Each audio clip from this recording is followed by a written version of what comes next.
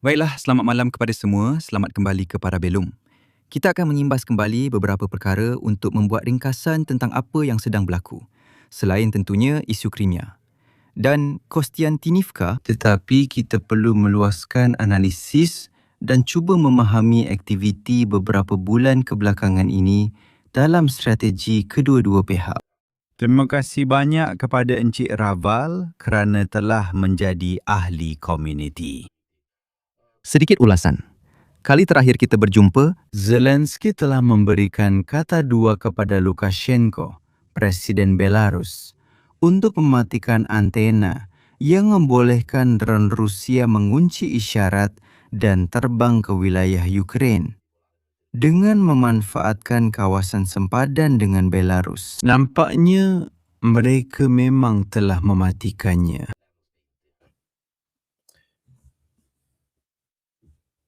fahamkan, mereka juga boleh menghidupkannya semula. Masalahnya ialah Lukashenko nampaknya lebih takut kepada tindak balas Ukraine berbanding bergantung kepada pertahanan Rusia. Akhirnya, kesimpulannya memang begitu. Jika orang Ukraine mula menyerang, dia sendiri pernah berkata dalam satu ucapan, mereka tidak akan mampu mempertahankan diri. Mungkin kerana dia sedang memerhati apa yang sedang berlaku di Rusia. Apatah lagi di sana jaraknya memang sangat dekat. Apa yang diketahui ialah Lukashenko kemudian telah bertemu secara peribadi dengan Putin. Secara peribadi kerana ia tidak dirakam, jadi tidak diketahui apa yang mereka bincangkan dan sebagainya. Dia sudah tentu berada dalam situasi yang tidak menentu, di mana selama bertahun-tahun dia cuba untuk tidak terlibat dalam peperangan, dan itu memang jelas. Jadi, di pihak satu lagi, dia perlu cuba untuk menyenangkan pihak Rusia. Sebab mereka memang ada di negaranya. Dan dia tidak mempunyai angkatan tentera yang mampu melakukan apa-apa pun. Jadi, dia berada dalam situasi sukar, di mana jika Zelensky berkata, sama ada saya matikan dan serang awak, atau saya jatuhkan dan kami hapuskan, apa yang dia akan lakukan? Sementara itu, dia matikan dahulu. Kemudian pergi meminta jaminan daripada Putin. Mungkin mereka telah memberitahunya, lihatlah bahawa kita juga tidak mampu mempertahankan satu lagi barisan sepanjang 1,500 km. Perlu diingat bahawa orang Ukraine, sebaik sahaja mereka melihat Belarus telah mematikan antena-antenanya, mereka telah memberikan satu lagi ultimatum kepada mereka. Selain itu, terdapat juga satu delegasi Ukraine yang nampaknya telah berada di Belarus. Begitulah kata Lukashenko. Selain itu, menggunakan nada seperti kita tidak sepatutnya. Kita tidak sepatutnya bergaduh. Kita perlu berfikir sebagai orang yang matang dan sebagainya. Pelbagai blogger tentera mengesahkan bahawa mereka telah mematikannya. Maksudnya pengesahan itu bukan dari Belarus atau Ukraine, tetapi lebih kepada blogger tentera Rusia yang mengatakan perkara ini. Bukan bermaksud orang Rusia tanpa itu tidak boleh menyerang di kawasan tersebut. Mereka tetap boleh melakukannya juga. Sudah pasti ia membantu untuk pergi lebih jauh ke dalam.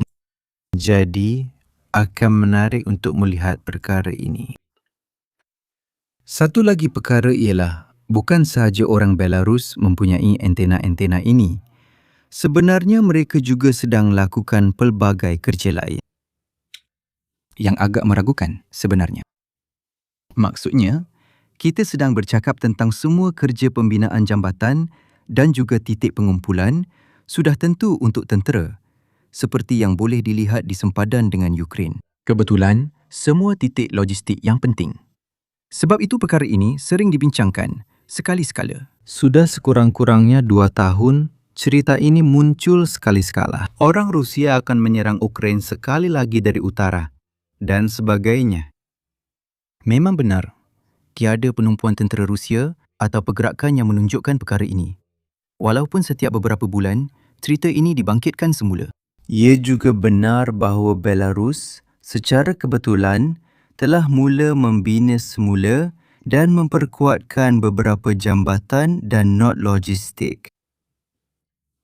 Yang mungkin boleh digunakan ringkasnya untuk perkara itu. Begitulah. Ia agak mencurigakan, bukan?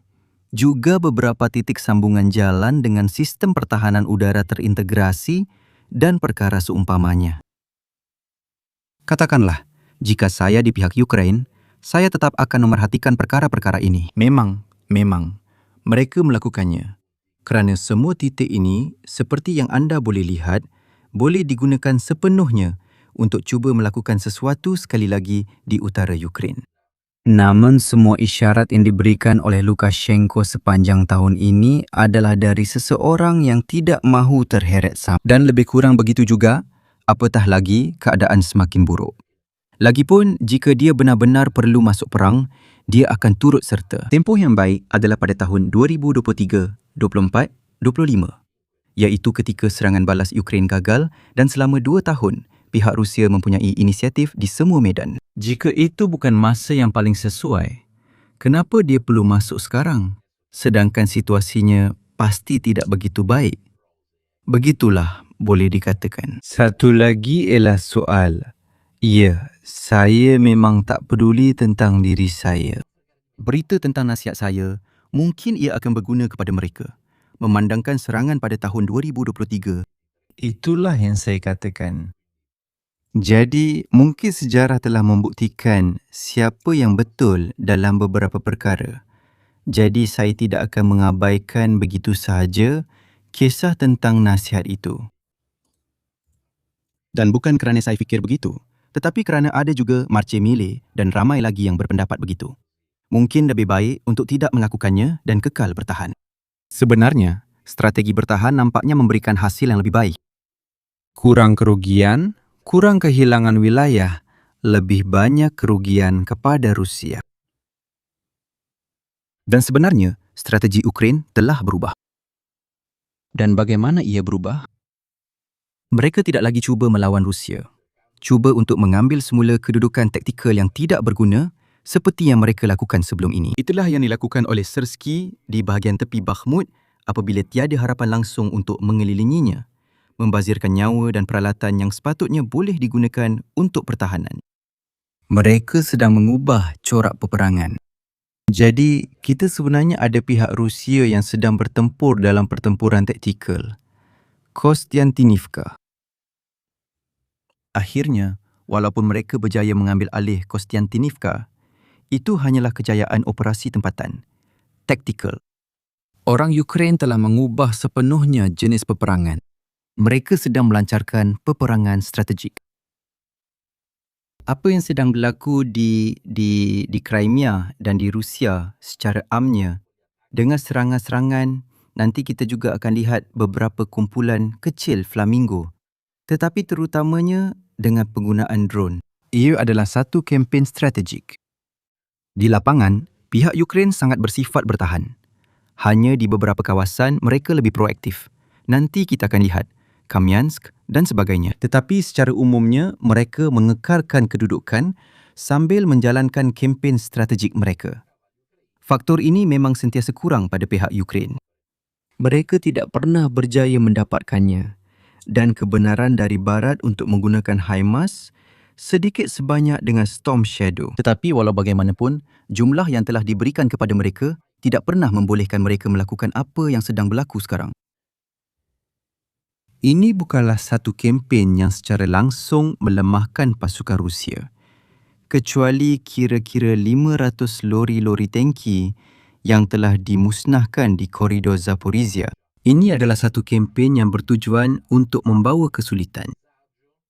Sudah tentu ada kerugian wang, kerana jika loji penapisan diserang, ia tetap akan memperlahankan keadaan termasuk sektor peperangan. Tetapi orang Rusia, apabila bahan api berkurangan, mereka hanya mengalihkan apa yang ada untuk keperluan peperangan, sehingga menjejaskan rakyat.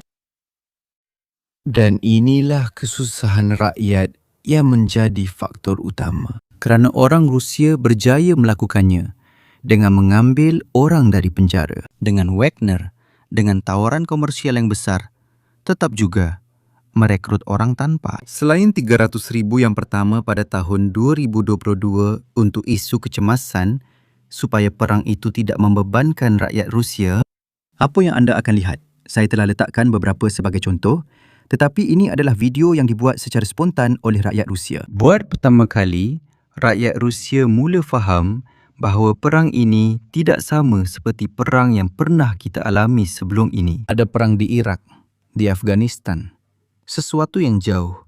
Satu operasi khas yang dijalankan di Ukraine. Mereka mula merasai beban itu dalam kehidupan seharian mereka.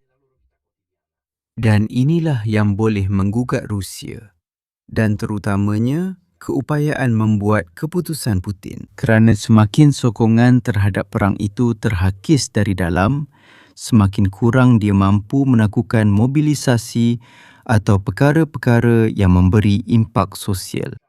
Jadi, taktik Rusia adalah satu, manakala strategi Ukraine adalah sama sekali berbeza.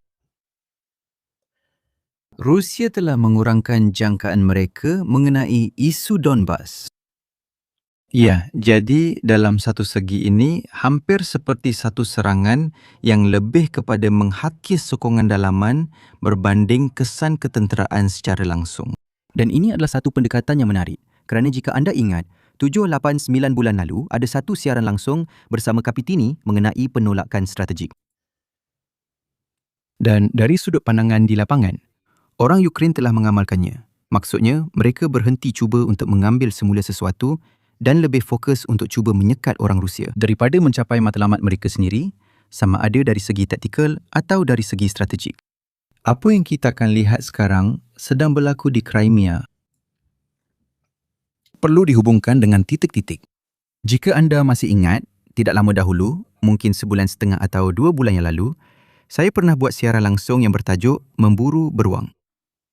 Tetapi Memburu Beruang, siaran langsung yang saya buat di mana saya bercerita, melalui beberapa artikel yang saya juga sertakan dalam sumber, saya bercerita 8-9 bulan kerja sistematik Ukraine untuk mengurangkan keupayaan anti pesawat, amaran awal Rusia lebih kurang di koridor Kherson, Zaporizhia dan Crimea.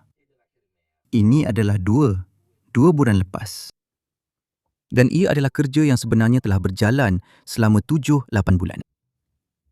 Selepas kerja itu selesai, kempen terhadap Crimea mula muncul.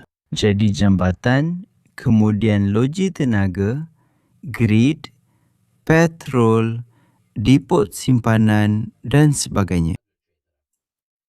Jika difikirkan betul-betul, sebenarnya Rusia tidak menggunakan Crimea pada masa ini sebagai pangkalan logistik untuk melancarkan serangan besar-besaran.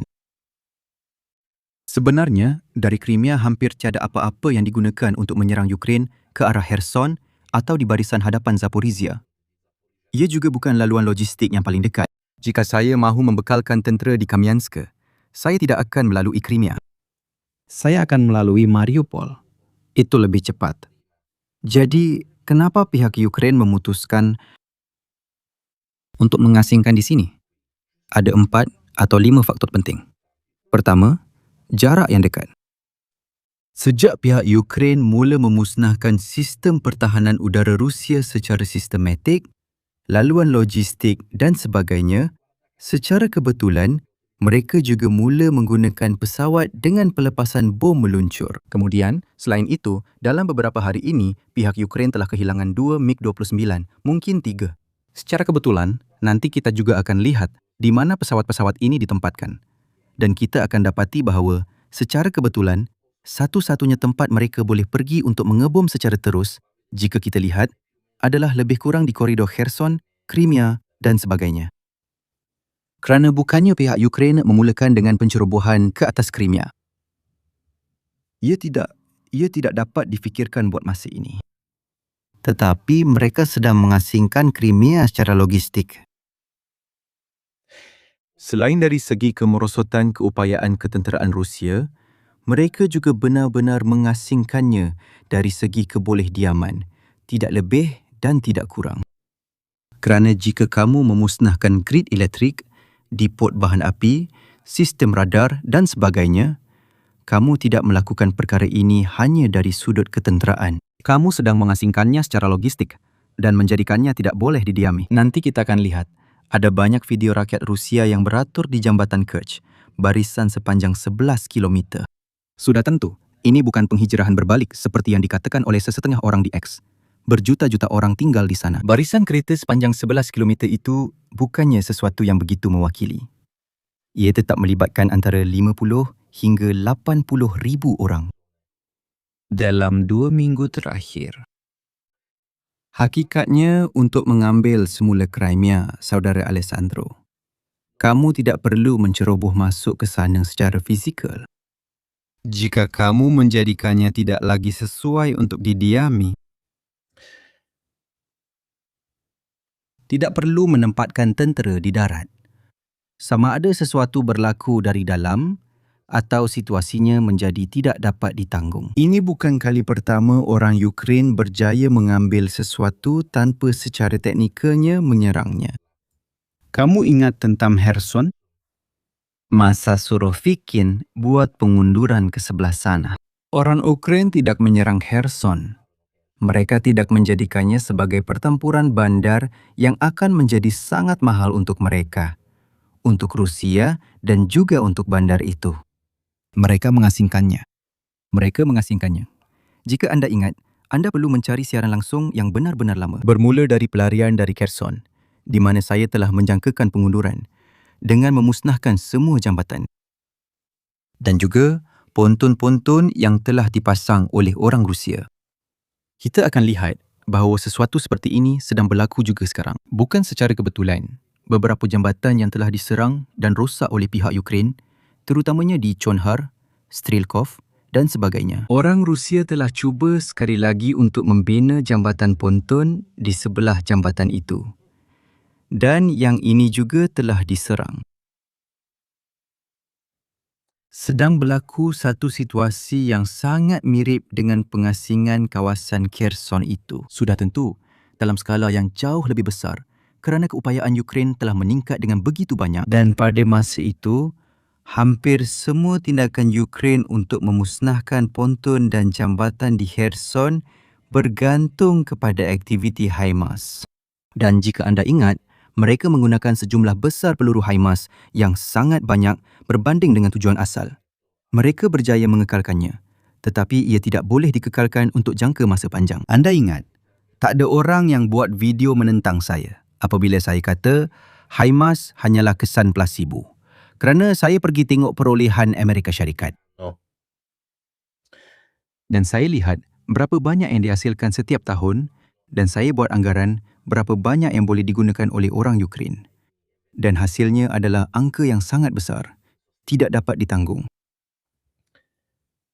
Dan sebenarnya, sejak itu ia hanya digunakan untuk sasaran yang benar-benar penting. Jauh lebih jarang. Ringkasnya, strategi itu memang tidak boleh diteruskan. Seperti mana saya faham, orang Ukraine pun faham juga. Jadi sekarang mereka sedang mengulangi lebih kurang strategi yang sama. Tapi kali ini, dengan sesuatu yang lebih mampan, iaitu drone yang dihasilkan sendiri. Dan berbeza dengan HIMARS, yang bergantung kepada ketersediaan Amerika dan pembekalan dari Amerika, kali ini boleh berterusan jauh lebih lama. Jadi ceritanya berubah dengan ketara. Dalam hal ini, kebolehlaksanaan bergantung pada konsistensi. Masalah terbesar rakyat Ukraine, malah 7, 8, 10 bulan lalu, anda boleh simak semula video pendek. Apa yang saya katakan dalam video pendek itu ialah, kita akan lihat sama ada kempen Ukraine akan memberi kesan kerana ia bergantung pada konsistensi yang membolehkan mereka melaksanakannya dengan konsisten. Dan pada masa itu, iaitu dalam setahun setengah yang lalu, ada tempoh sebulan atau 2 bulan di mana mereka menyerang, kemudian tempoh rehat. Sekarang ia sedang menjadi satu kempen yang berterusan. Kempen berterusan ini sedang menimbulkan banyak masalah kepada Rusia. Dan ini tidak banyak kaitan, seperti yang akan kita lihat, dengan apa yang berlaku di Kostiantynivka atau secara langsung di Kupiansk atau di lapangan. Ia sebenarnya seolah-olah sedang berlaku dua peperangan di dua medan yang benar-benar berbeza. Untuk menjawab soalan Pietroveda, kita akan sampai ke situ. Kenapa orang Rusia begitu banyak menderita pada masa ini? Sebahagiannya disebabkan oleh fakta bahawa orang Ukraine mempunyai pengeluaran yang sebahagiannya dibuat di Eropah atau sekurang-kurangnya diedarkan di pelbagai tempat termasuk barangan dari China. Sebahagiannya kerana orang Ukraine selepas 4 tahun pengeboman Rusia, mereka tidak lagi menawarkan banyak sasaran yang berbaloi. Jadi, memang ada kekurangan sasaran untuk kempen Rusia Yang hendak diserang. Bukanlah ada kilang-kilang besar lagi. Bukannya orang Ukraine bodoh dan mereka pusatkan pengeluaran drone. Mereka telah bahagikan kepada banyak makmal kecil. Jadi ia memang sukar. Dan walaupun satu diserang, ia hanya mewakili sebahagian kecil daripada keseluruhan pengeluaran. Berbeza dengan orang Rusia. Seperti yang akan kita lihat, mereka mempunyai pengeluaran besar yang telah ditetapkan selama beberapa dekad. Di mana jika anda menyerang salah satu pengeluaran itu, mereka akan kehilangan peratusan besar daripada pengeluaran tersebut. Jadi, strategi Ukraine ini, saya tidak pasti sejauh mana ia dirancang atau dilakukan secara kecemasan kerana mereka juga perlu menghasilkan drone untuk unit. Tetapi sudah pasti, ia tidak memberi peluang kepada Rusia untuk membalas dengan memusnahkan sasaran yang mewakili peratusan yang agak besar daripada pengeluaran ini. Ini adalah tentera dan blogger Rusia.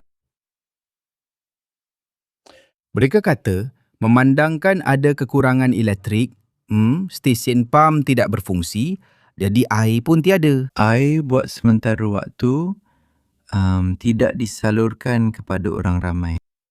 Selain itu, orang Ukraine juga telah menyerang feri, iaitu tongkang yang berada berhampiran jambatan Kerch. Orang Rusia, katakanlah, tidak yakin untuk mengangkut banyak kenderaan, terutamanya lori tangki, menggunakan tongkang-tongkang itu kerana ia sangat terdedah. Kita juga akan lihat yang lain. Semuanya orang Rusia. Ini semua adalah blogger tentera Rusia. Mereka kata, situasi logistik semakin teruk. Tiada air, petrol, tenaga dan sebagainya.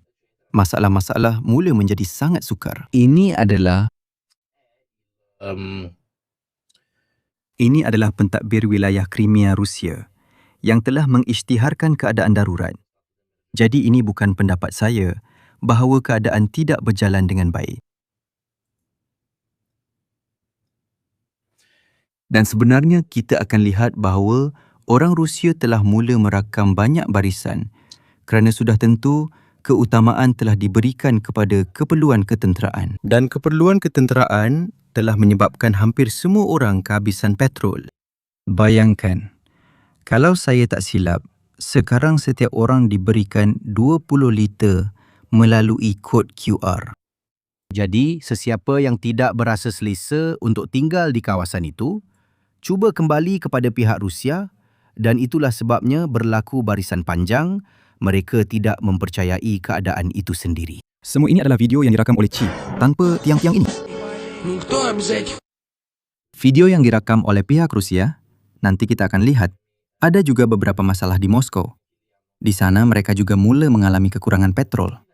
Dan bukan sahaja di Moskow, malah secara paradoks di beberapa wilayah yang lebih pedalaman. Saya akan tunjukkan kepada anda sedikit kerana sudah tentu ini menunjukkan bahawa ia bukan satu kes terpencil. bilangan pam minyak yang tidak berfungsi kerana tiada bekalan memang sangat-sangat banyak. Ini adalah rakaman oleh pihak Rusia. Jadi ini bukan propaganda barat atau perkara sumpamanya. Ini adalah video yang dibuat secara spontan oleh orang Rusia dan pada pendapat saya, inilah kesan yang sedang dicari oleh pihak Ukraine, iaitu Забайкальский край. Ссылка. Saya semalam nak tidur, orang di sini memang betul-betul. Orang ramai mula betul-betul memberi komen dan mengadu. Terutamanya jika orang Ukraine mampu meneruskan kempen ini di Crimea. Kerana serangan Rusia sebelum ini agak tidak konsisten. sebaliknya, yang ini nampaknya berterusan dan sangat berat, terutamanya di pelbagai peringkat. Mereka bukan sahaja merosakkan sistem radar, agensi penerbangan, loji tenaga, suis tenaga, perkara-perkara seperti ini, depot minyak, jambatan dan sebagainya. Ia berlaku di semua peringkat. Dan ini sedang mencetuskan satu krisis. Anda juga perlu faham betapa besarnya kesan ini terhadap persepsi orang Rusia tentang perang dan tentang diri mereka sendiri. yang menganggap dirinya sebagai kuasa besar, yang juga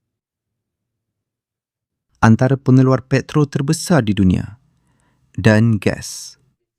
Adegan-adegan seperti ini membuatkan orang ramai rasa bertanggungjawab. Dan kedua, siapa yang bertanggungjawab?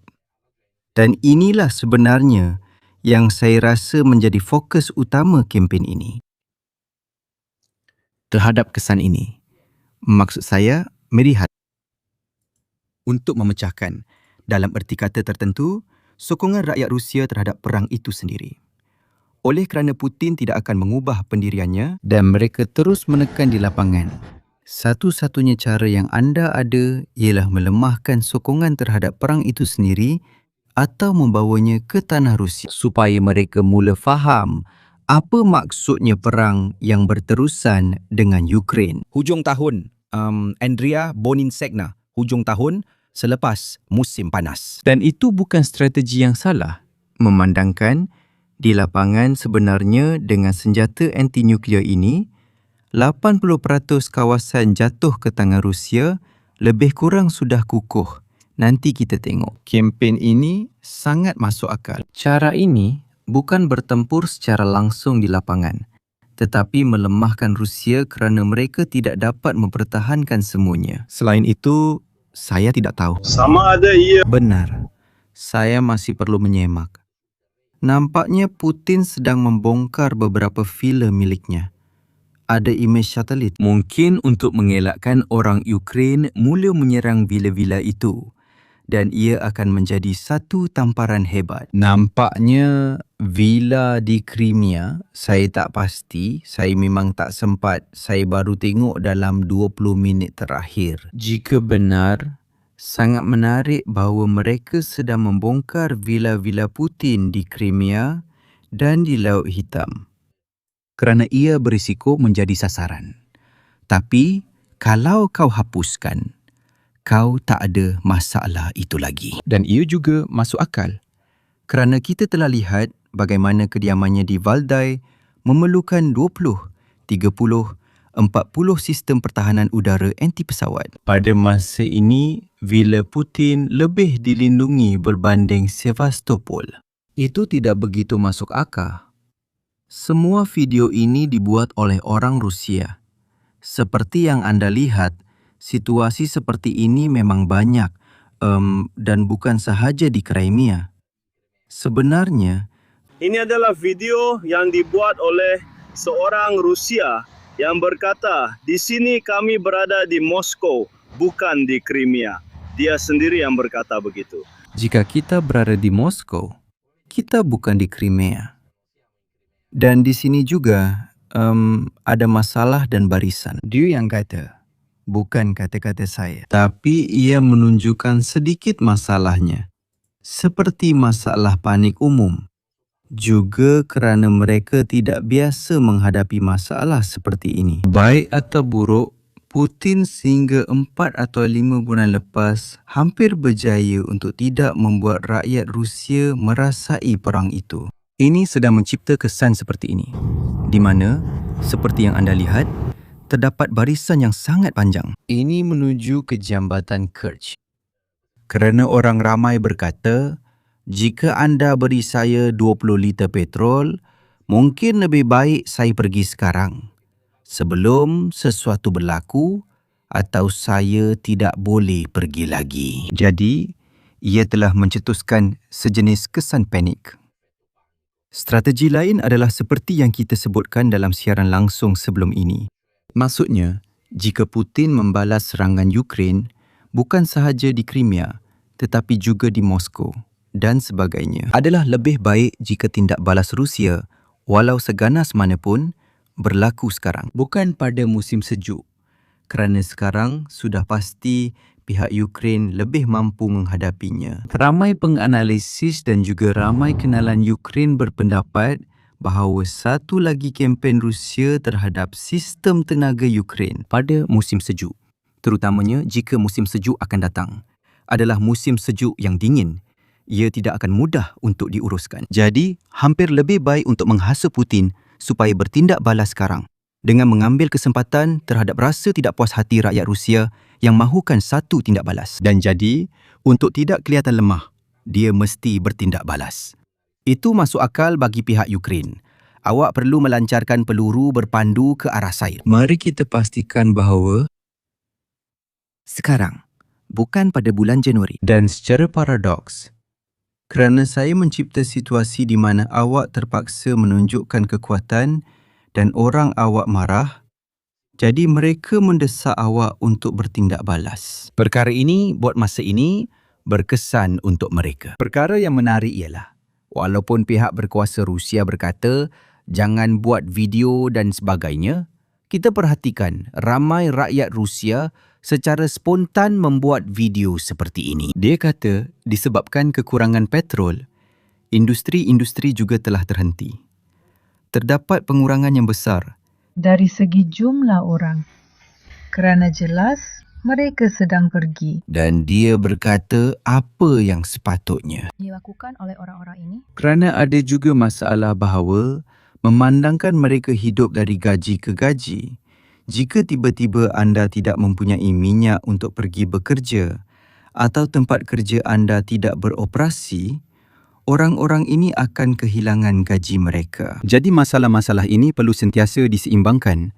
Katakanlah dalam satu pemikiran berlapis-lapis. Bukan sekadar tiada minyak, itu satu masalah. Ada juga masalah ekonomi yang menimpa setiap rakyat. Banyak video yang saya tonton, contohnya, menunjukkan jalan-jalan yang hampir kosong. Dan selain itu, strategi ini membuat orang ramai semakin marah. Kenapa?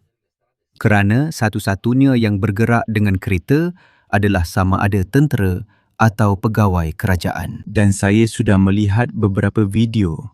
Selain beberapa pergaduhan di stesen minyak, saya sudah melihat beberapa video rakyat Rusia yang mula berkata, "Tengok tu, tapi pegawai kerajaan ada minyak." Dan perkara-perkara ini sedang memanas, mula menimbulkan masalah. Jenis pemikiran seperti ini. Video-video ini dibuat secara spontan oleh rakyat Rusia. Anda boleh jumpa banyak di X dan semuanya bercakap lebih kurang tentang perkara yang sama. Pertama, mereka takut. Kedua, bagaimana kita sampai ke situasi ini? Dan ketiga, apa yang perlu dilakukan? Dan pada pendapat saya, itulah sebenarnya tempatnya. Tempat di mana mereka mahu, di mana rakyat Ukraine mahu mereka berada. Mereka mahu mereka berada tepat dalam situasi ini, di mana rakyat sendiri yang berkata, cukup dengan perang ini. Kerana saya percaya bahawa orang-orang ini sanggup menanggung 1 atau 2 tahun serangan seperti ini dan kemerosotan masyarakat mereka. Seperti yang anda lihat, semuanya terhenti. Tiada satu pun kereta yang bergerak. Ini bukan video bersubtitel, tetapi pada dasarnya wanita itu berkata, "Tapi bagaimana kita boleh sampai ke tahap ini? Tiada satu pun kereta yang bergerak. Tiada petrol, tiada elektrik, tiada internet, Tiada kerja kerana tiada siapa yang bergerak. Tiada siapa yang boleh buat apa-apa. Kesan perang yang mula dirasai di Rusia dalam kes ini lebih kepada Crimea dan sedikit di Moskow mula menunjukkan kesan. Dan ini adalah satu strategi untuk orang Ukraine. Mungkin ini adalah strategi yang paling bijak kerana ia mungkin akan mendedahkan mereka kurang kepada pertempuran di darat dan sebaliknya boleh memberi kesan besar dalam jangka masa panjang. Selain itu, jika kita membuat analisis yang lebih mendalam tentang kempen itu sendiri, kita telah perasan satu corak, iaitu orang Ukraine dari masa ke masa, selain berjaya menyerang lebih jauh ke dalam wilayah, di sini terdapat jarak dalam kilometer bagi apa yang telah diserang. Jika sesuatu sistem itu berwarna kelabu sepenuhnya, itu bermakna ia tidak beroperasi kerana ia telah rosak sepenuhnya. Jika bar itu sedikit berwarna putih, itu bermakna ia rosak sebahagian sahaja. Daripada senarai yang paling besar, ada berapa? 20? 25? Loji penapisan atau pusat pengeluaran petrol Rusia. Hampir hanya 5 atau 6 yang tidak terkena serangan. Termasuk loji penapisan Omsk yang terletak 2,243 km dari sempadan Ukraine. Jika di atas Kazakhstan. Namun, ia adalah salah satu yang paling banyak menghasilkan, iaitu loji penapisan Omsk, bernilai seperti 4 atau 5 loji penapisan lain. Dan ia adalah satu titik penting. Kemudian juga, di mana ia terletak di peta. Kempen melemahkan ini mempunyai impaknya tersendiri. Untuk memberi anda gambaran, Omsk sepatutnya berada di sini. Untuk memberi gambaran, di sini adalah Kazakhstan. Sekarang, pihak Ukraine telah menyerang semua yang bertanda bulat merah dan merosakkan beberapa yang bertanda bulat kuning. Seperti yang anda lihat, Omsk, yang merupakan salah satu yang paling penting, berada di luar jangkauan operasi Ukraine. Tetapi jangkauan itu sedang meningkat. Dan terutamanya di kawasan ini, iaitu yang lebih gelap, pihak Ukraine telah melakukan sehingga 4 serangan berulang ke atas beberapa loji penapisan. Jadi, seperti yang kita lihat, ia mula menjadi. Ini sangat jauh dari jangkauan. Di sini kita hampir sampai ke Kamchatka. Untuk memberi gambaran, di sini Vladivostok. Ini sangat di luar jangkauan untuk orang Ukraine. Tetapi, keadaan sedang berubah dengan sangat-sangat cepat. Pada pendapat saya, lambat laun mereka akan sampai untuk menyerang Omsk juga. Dan Omsk memang sangat penting untuk orang Rusia. Perlu diingat bahawa sementara semua ini sedang berlaku, orang Ukraine juga sedang menjalankan beberapa kempen lain secara selari. Ini contohnya adalah imej satelit barisan. Barisan kenderaan di jalan raya seperti yang anda lihat menuju ke Jambatan Kerch. Ini adalah imej terkini yang menunjukkan barisan yang sangat panjang ini kira-kira 11 km kesesakan. Ini adalah 3 hari yang lalu untuk memberi gambaran. Kita juga akan lihat bahawa walaupun flamingo telah banyak diperkatakan, sebenarnya ia sangat jarang digunakan. Maksud saya, jika kita lihat data, tapi itu bukan saya yang kata. Itu pun dikatakan oleh beberapa ahli parlimen Ukraine. Sudah tentu, nada penuh kemenangan yang digunakan oleh pihak Ukraine ketika mengumumkan flamingo. Sebenarnya, apa itu? Ogos, September, Oktober tahun lepas, mereka mengisytiharkan pengeluaran 100 peluru berpandu, 80 hingga 100 sebulan. Mari kita kira. Dari Ogos tahun lepas hingga hari ini, mereka sepatutnya sudah ada 1,002. Sebenarnya, jumlahnya adalah rendah, sudah dikira. Namun, dapat dilihat terdapat perubahan. Pada pendapat saya, perubahan yang sangat menarik. Kerana jika kita lihat, terutamanya dalam tindakan-tindakan terakhir, pada mulanya jelas bahawa sistem panduan mereka bukanlah yang terbaik. Kadar pemintasan oleh pihak Rusia sangat tinggi, malah sangat sedikit impak yang direkodkan. Ini bukan saya yang cakap.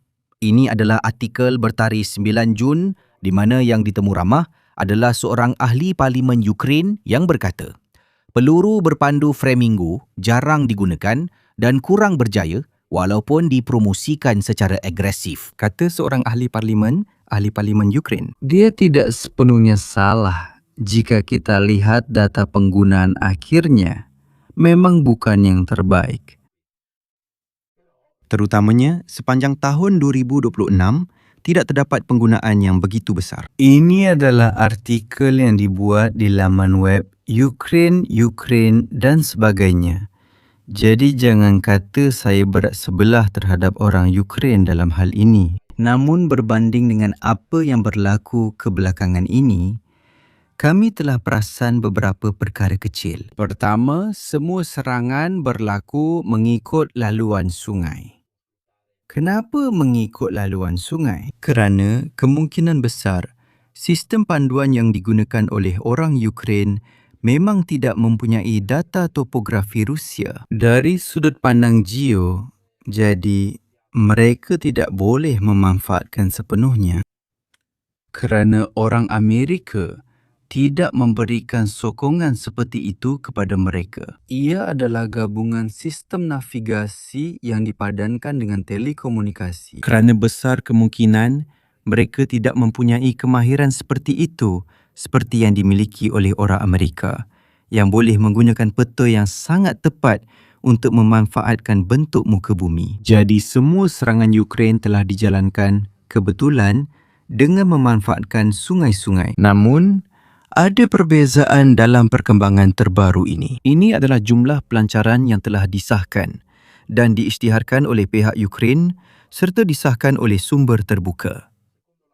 Pelancaran pertama, 2 dipintas. Mereka tiba lebih kurang di kawasan sasaran, tetapi tidak mengenai sasaran. Pelancaran kedua, 4 pelancaran. Semuanya ditembak jatuh. Seperti yang anda lihat, corak permulaan sangat negatif. Sama ada mereka tidak mengenai sasaran atau telah ditembak jatuh. Kemudian tiba-tiba, dan kita bercakap secara kebetulan tentang 1, 2, 3, 4 yang terakhir, tiada serangan terakhir, iaitu yang berlaku semalam. Kita mula melihat yang pertama. Yang pertama mengenai sasaran. Dan malah dalam serangan terakhir daripada 5, 3 telah mengenai sasaran. Perhatikan perbezaan sepenuhnya antara yang terakhir dan yang pertama.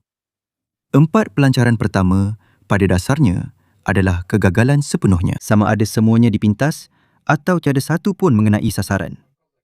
Yang terakhir pula, 3 daripada 2 dipintas.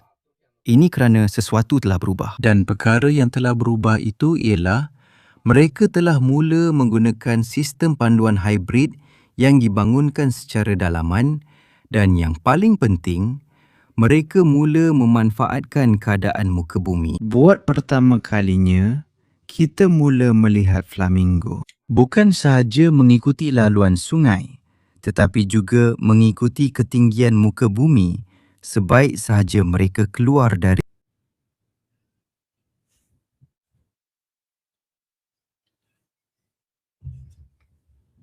Satu perkara ialah kempen dengan drone dan satu lagi ialah apabila orang Ukraine mengintegrasikan peluru berpandu mereka. Versi flamingo ini bukanlah yang anda lihat pada bulan Ogos tahun lepas. Saya dah beritahu anda yang apa yang mereka tunjukkan itu agak teruk. Ini adalah versi yang telah dikemas kini. Kerana yang itu hanyalah model percubaan. Selain itu, ini adalah FP5. Mereka sedang membangunkan FP7 yang sepatutnya merupakan versi yang lebih baik, lebih laju, jarak operasi lebih jauh, potensi kemusnahan lebih tinggi. Sebenarnya mereka adalah, bukan saya yang kata, maaf Eugenio, tengoklah pada pendapat umum. Maksud saya, ini bukan soal pendapat peribadi. Ini adalah data. Anggaplah ini adalah data dari Oktober, November tahun lepas hingga lebih kurang 3 bulan lepas. Mereka memang teruk. Tapi saya dah kata, hati-hati. Jangan nilai flamingo berdasarkan apa yang mereka tunjukkan pada bulan Ogos dan sebagainya. Kerana itu lebih kepada gimik pemasaran. Mereka bersifat eksperimental. Lihatlah apa yang akan mereka bina di atas dan di belakang. Kerana mereka sendiri sudah sedar bahawa model-model itu sebenarnya tidak begitu hebat. Dan prestasinya mula berubah dengan getara. Dan ambil kira bahawa jumlahnya sangat rendah. Pengeluaran yang mereka nyatakan itu terlalu dibesar-besarkan. Kerana walaupun prestasi jelas bertambah baik, jumlahnya masih lagi rendah. Sangat rendah. Selain daripada video, jika kita lihat, ada satu lagi perkara yang menarik. Berdasarkan imej satelit, 3 yang melepasi telah mengenai tepat 3 gudang. Jadi 3 telah melepasi, 2 telah dipintas.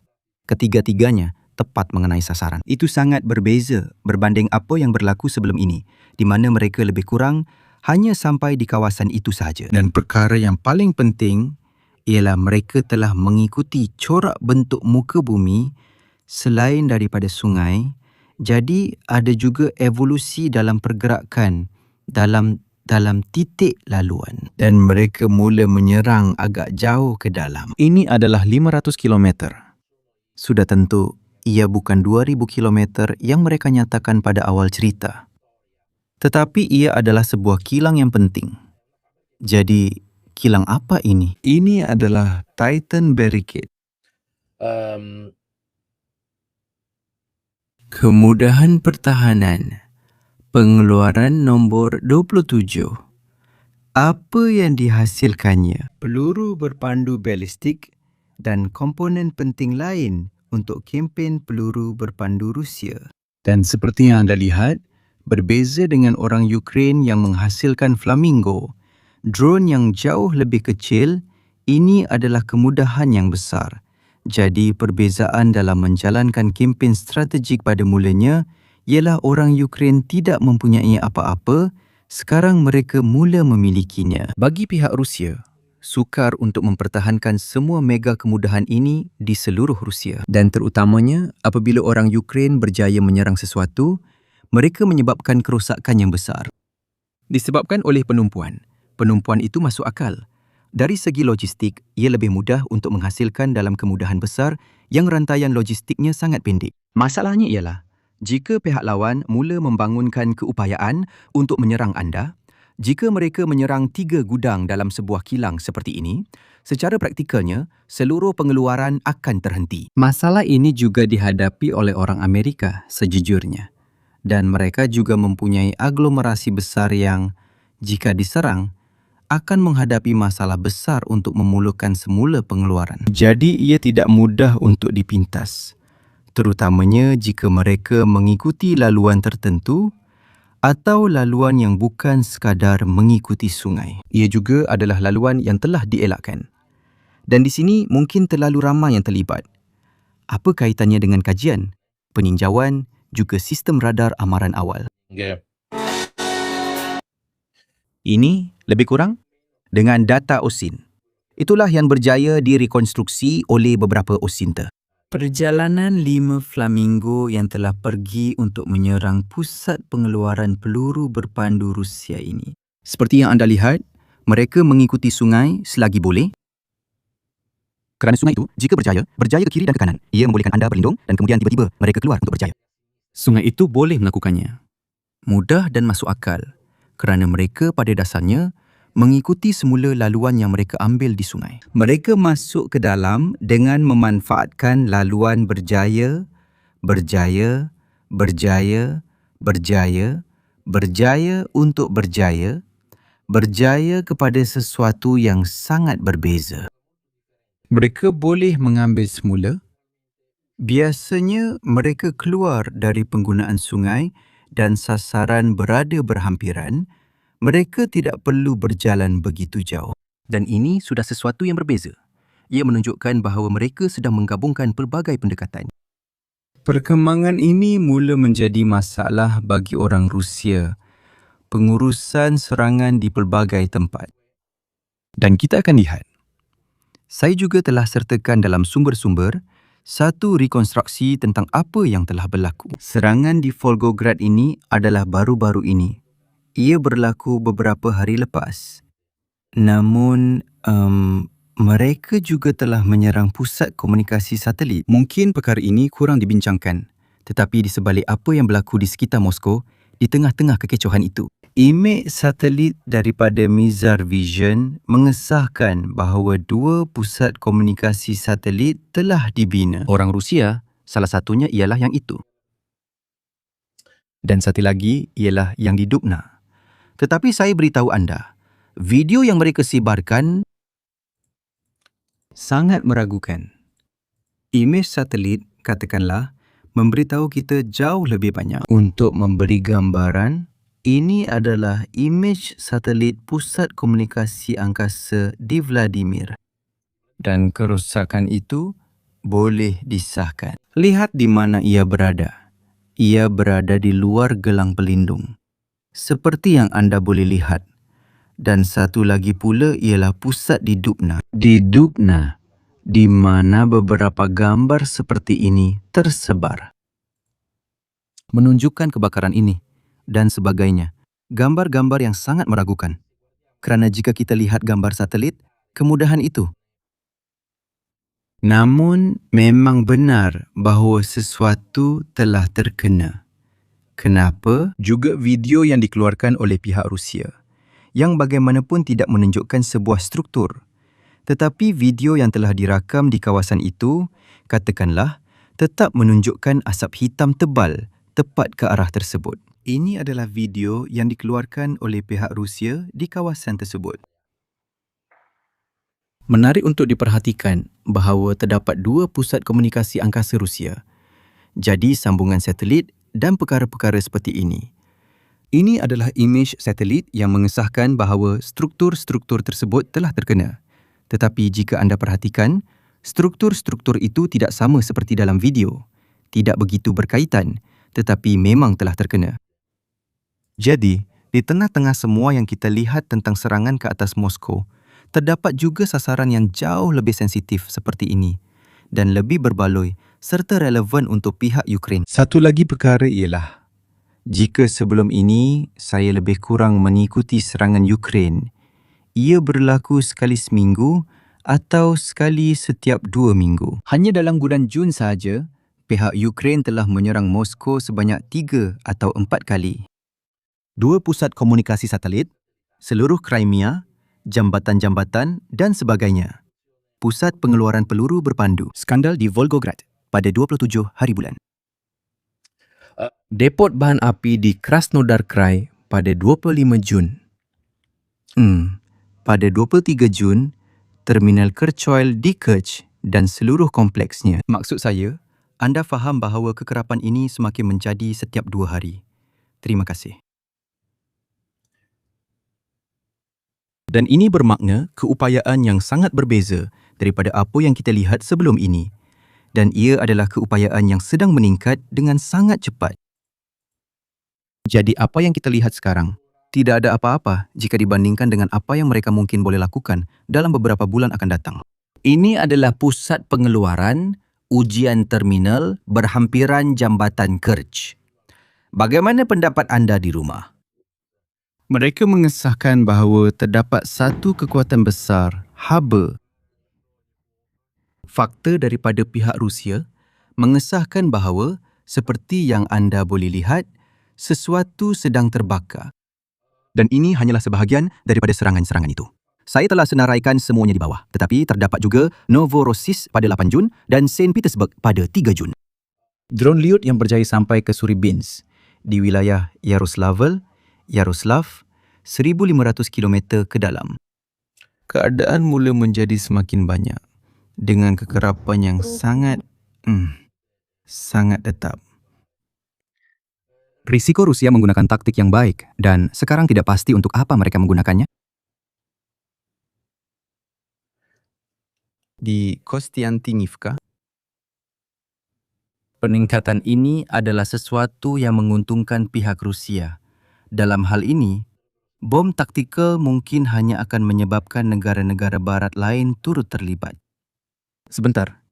Ya, awak juga. Maksud saya dari itulah tentang perkara-perkara yang telah diserang bulan ini. Untuk memberi gambaran, dalam 40 hari terakhir, pihak Ukraine telah menyerang lebih banyak sasaran berbanding 6 bulan sebelumnya. Dan juga di mana? Moskwa, Saint Petersburg, Sevastopol. Maksud saya, kita sedang bercakap tentang satu serangan yang berlaku di pelbagai tempat, agak tersebar dan yang paling penting dengan kaedah yang berbeza-beza. Drone jarak sederhana. Lyud juga di Crimea, drone jarak jauh. Bagi kawasan pedalaman Rusia, ada beberapa flamingo, berpuluh-puluh drone. Ini, sebagai contoh, berada di Suribinsk, di wilayah Yaroslav, sangat jauh ke dalam Rusia. Antara, sebenarnya seperti yang anda lihat, banyak komen dari rakyat Rusia yang berkata, tapi di mana pertahanan udara? Kerana benda ini telah dirakam sedang bergerak dengan tenang tanpa banyak masalah. Malah ada lebih daripada satu yang sampai jadi. Apa yang anda dengar itu adalah tembakan dari senjata ringan. Ini bukanlah satu pertahanan yang kuat. Jadi perkara ini semakin sistematik dan menjadi satu masalah besar. Sakit kepala besar untuk pihak Rusia untuk mengendalikan perkara ini di sini. Serangan ini telah berjaya menembusi dengan sangat dalam dan lebih dari satu. Selamat pagi. Jadi, strategi Ukraine seperti yang kita lihat hampir tiada kaitan dengan apa yang berlaku di lapangan. Mereka hanya menahan sahaja. Perlu diingat bahawa sudah tentu pihak Rusia tidak hanya berdiam diri sama seperti pihak Ukraine. Mereka telah merosakkan sistem-sistem tersebut. Mereka telah mula menyerang di pelbagai tempat. Dan mereka telah mula mendekati dengan pesawat mereka sendiri dan mula melakukan misi pertama dengan bom luncur. Dan kita akan lihat, ada buktinya. Mereka telah mengesan beberapa MiG-29 Ukraine yang berada di sebuah pangkalan yang terletak lebih kurang di utara Romania. Untuk memberi gambaran, dan seperti yang kita lihat, MiG-29 yang pasti telah dikesan. Jadi ada 3 kes di sini. Ini adalah sebuah MiG-29. Seperti yang anda lihat, lengkap bersenjata. Anda boleh lihat muatan di bawahnya, jadi ia memang bersenjata dan sedang dibawa. Seperti yang anda lihat, kelandasan dengan, saya rasa, troli automatik. Saya telah bercakap tentang salah satu yang diberikan oleh orang Poland. Kemungkinan besar ini dikesan oleh orang Rusia. Seperti yang anda boleh lihat, mereka akan menyerangnya. Satu lagi, 99% pasti telah diserang di dalam hangar lain. Seperti yang anda lihat, orang Ukraine cenderung untuk menyembunyikannya di dalam hangar yang diperkukuh dan sebagainya. Jadi di sini, orang Rusia telah mengesan mereka. Dan satu lagi, yang disahkan oleh Angkatan Tentera Ukraine telah ditembak jatuh oleh pesawat pejuang Rusia. Mungkin mereka keluar terlalu awal. Mungkin ia adalah satu ujian untuk melihat, ringkasnya, apakah keupayaan pengesanan dan tindak balas dari pihak Rusia. Inilah yang terkena di dalam hangar. Apa yang telah mereka lakukan ini? Pesawat Ukraine telah mula melakukannya. Sementara itu, ini adalah laporan Su-35 yang telah menewaskan MiG-29. Saya ulangi, disahkan oleh pasukan tentera udara Ukraine. Tentang MiG-29 yang ditembak jatuh, orang Ukraine telah mula menyerang beberapa kedudukan darat Rusia. Mereka sudah mula keluar. Video beberapa hari lepas, pada 22 atau 23 hari bulan. Ini adalah sebuah MiG-29 yang pada dasarnya menggunakan bom Perancis ASM-250 Hammer untuk menyerang beberapa kedudukan Rusia. Bagaimana mereka boleh dikenal pasti? Kamu ingat tak 2-3 bulan lepas, saya ada beritahu yang mereka akan mula merosot. Dan sebelum ini kita lihat tindakan Ukraine dengan bom meluncur atau dengan bom yang diberikan oleh Amerika atau Perancis. Selama beberapa hari, pihak Ukraine mula melakukan beberapa serangan seperti ini, seperti yang boleh dilihat. Dan kemudian, pihak Rusia hampir pasti telah mengenal pasti dari mana misi-misi ini bermula dan mereka telah menyerang tempat tersebut. Namun, ini sudah menunjukkan betapa teruknya keadaan telah merosot. Bila kali terakhir anda dengar orang Ukraine melakukan misi penerbangan untuk mengebom kedudukan Rusia seperti di Mai? Tolonglah, yang ini berakhir dengan teruk. Mereka telah dikesan, 1 ditembak jatuh di udara dan 2 lagi di darat.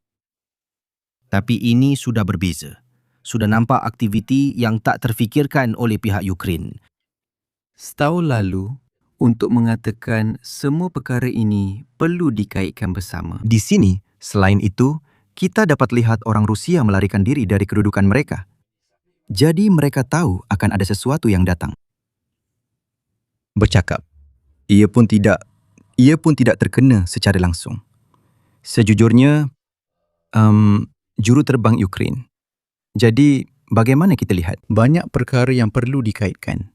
Memang benar-benar banyak dan sudah pasti ia tidak berkaitan dengan apa yang berlaku di lapangan. Sekarang kita juga akan lihat apa yang berlaku di lapangan. Dan di lapangan, keadaannya sangat berbeza. Maksudnya, Orang Rusia sedang berperang dengan cara yang lain yang sebenarnya tidak ada kaitan langsung dengan kempen yang sedang dijalankan oleh orang Ukraine. Idea orang Rusia masih sama, iaitu terus mengambil sedikit demi sedikit. Mereka mengambil kawasan tanah di sepanjang sempadan Ukraine. Di sini kita berada di sebelah kanan Sumi. Untuk memberi gambaran, kebelakangan ini orang Rusia mula sekali lagi menghakis kawasan itu untuk mewujudkan zon penampan. Tapi tidak ada aktiviti yang sangat besar. Isu yang paling penting adalah mengenai Liman. Dan saya nak sebut perkara ini kerana ia penting. Apabila anda melihat peta saya dan anda nampak bahawa berbeza dengan peta-peta yang meletakkan pihak Rusia di dalam Liman. Orang Rusia sudah pun sampai ke dalam sini. Mereka berada di sebelah sana. Mereka berada di landasan kereta api dan sebagainya. Jadi ketahuilah, sebab ada permainan kecil ini di mana hampir semua pemeta, apabila mereka melihat geolokasi dua orang Rusia itu, mereka mula menandakan kawasan itu sebagai wilayah Rusia. Tapi apa yang berlaku bila perkara itu sebenarnya tidak seperti yang disangka? Ini adalah sesuatu yang menarik. Mereka telah mereka-reka serangan balas Ukraine di dalam Liman dan sebagainya yang sebenarnya tidak wujud. Yang sebenarnya tidak wujud, cuma serbuan kecil-kecilan saja. Untuk membenarkan hakikat bahawa mereka telah menyerahkan semua kawasan itu. Jadi mereka perlu menarik balik dakwaan itu. Saya pula lebih suka menunggu. Dan sebenarnya kami hanya meletakkan lapisan serbuan di atas peta kami. Macam mana awak boleh cakap macam tu, Mirko? Sebab ini adalah pengeboman Rusia ke atas kedudukan Ukraine. Jika mereka sedang mengebom orang Ukraine di sini dan di sini, yang sebenarnya adalah sempadan kawasan bandar yang telah ditetapkan. Agak sukar untuk bayangkan orang Rusia berada di belakang kedudukan Ukraine yang sama yang mereka sedang bom, bukan? Bolehkah kita buat kesimpulan mudah? Dan perkara lucunya ialah, video yang dihantar oleh orang Rusia itu adalah video yang beredar dalam komuniti Telegram Rusia. Jadi, tidak perlukan seorang genius untuk faham bahawa jika kau sedang mengebom kedudukan Ukraine di sini, pada yang seterusnya, kau tak ada di sini. Kerana ia tak masuk akal kecuali mereka mahu ambil risiko terkena orang sendiri. Jadi saya angkat tangan, tapi logiknya begitulah. Dan dia beritahu kami dalam beberapa minggu ini bahawa sebenarnya tentera Rusia tidak berjaya masuk jauh ke dalam kawasan bandar Liman. Dan bahawa semua itu sebenarnya hanyalah omong kosong. Sebenarnya situasi terkini adalah tentera Rusia masih terus menyusup ke dalam Liman. Tetapi tidak.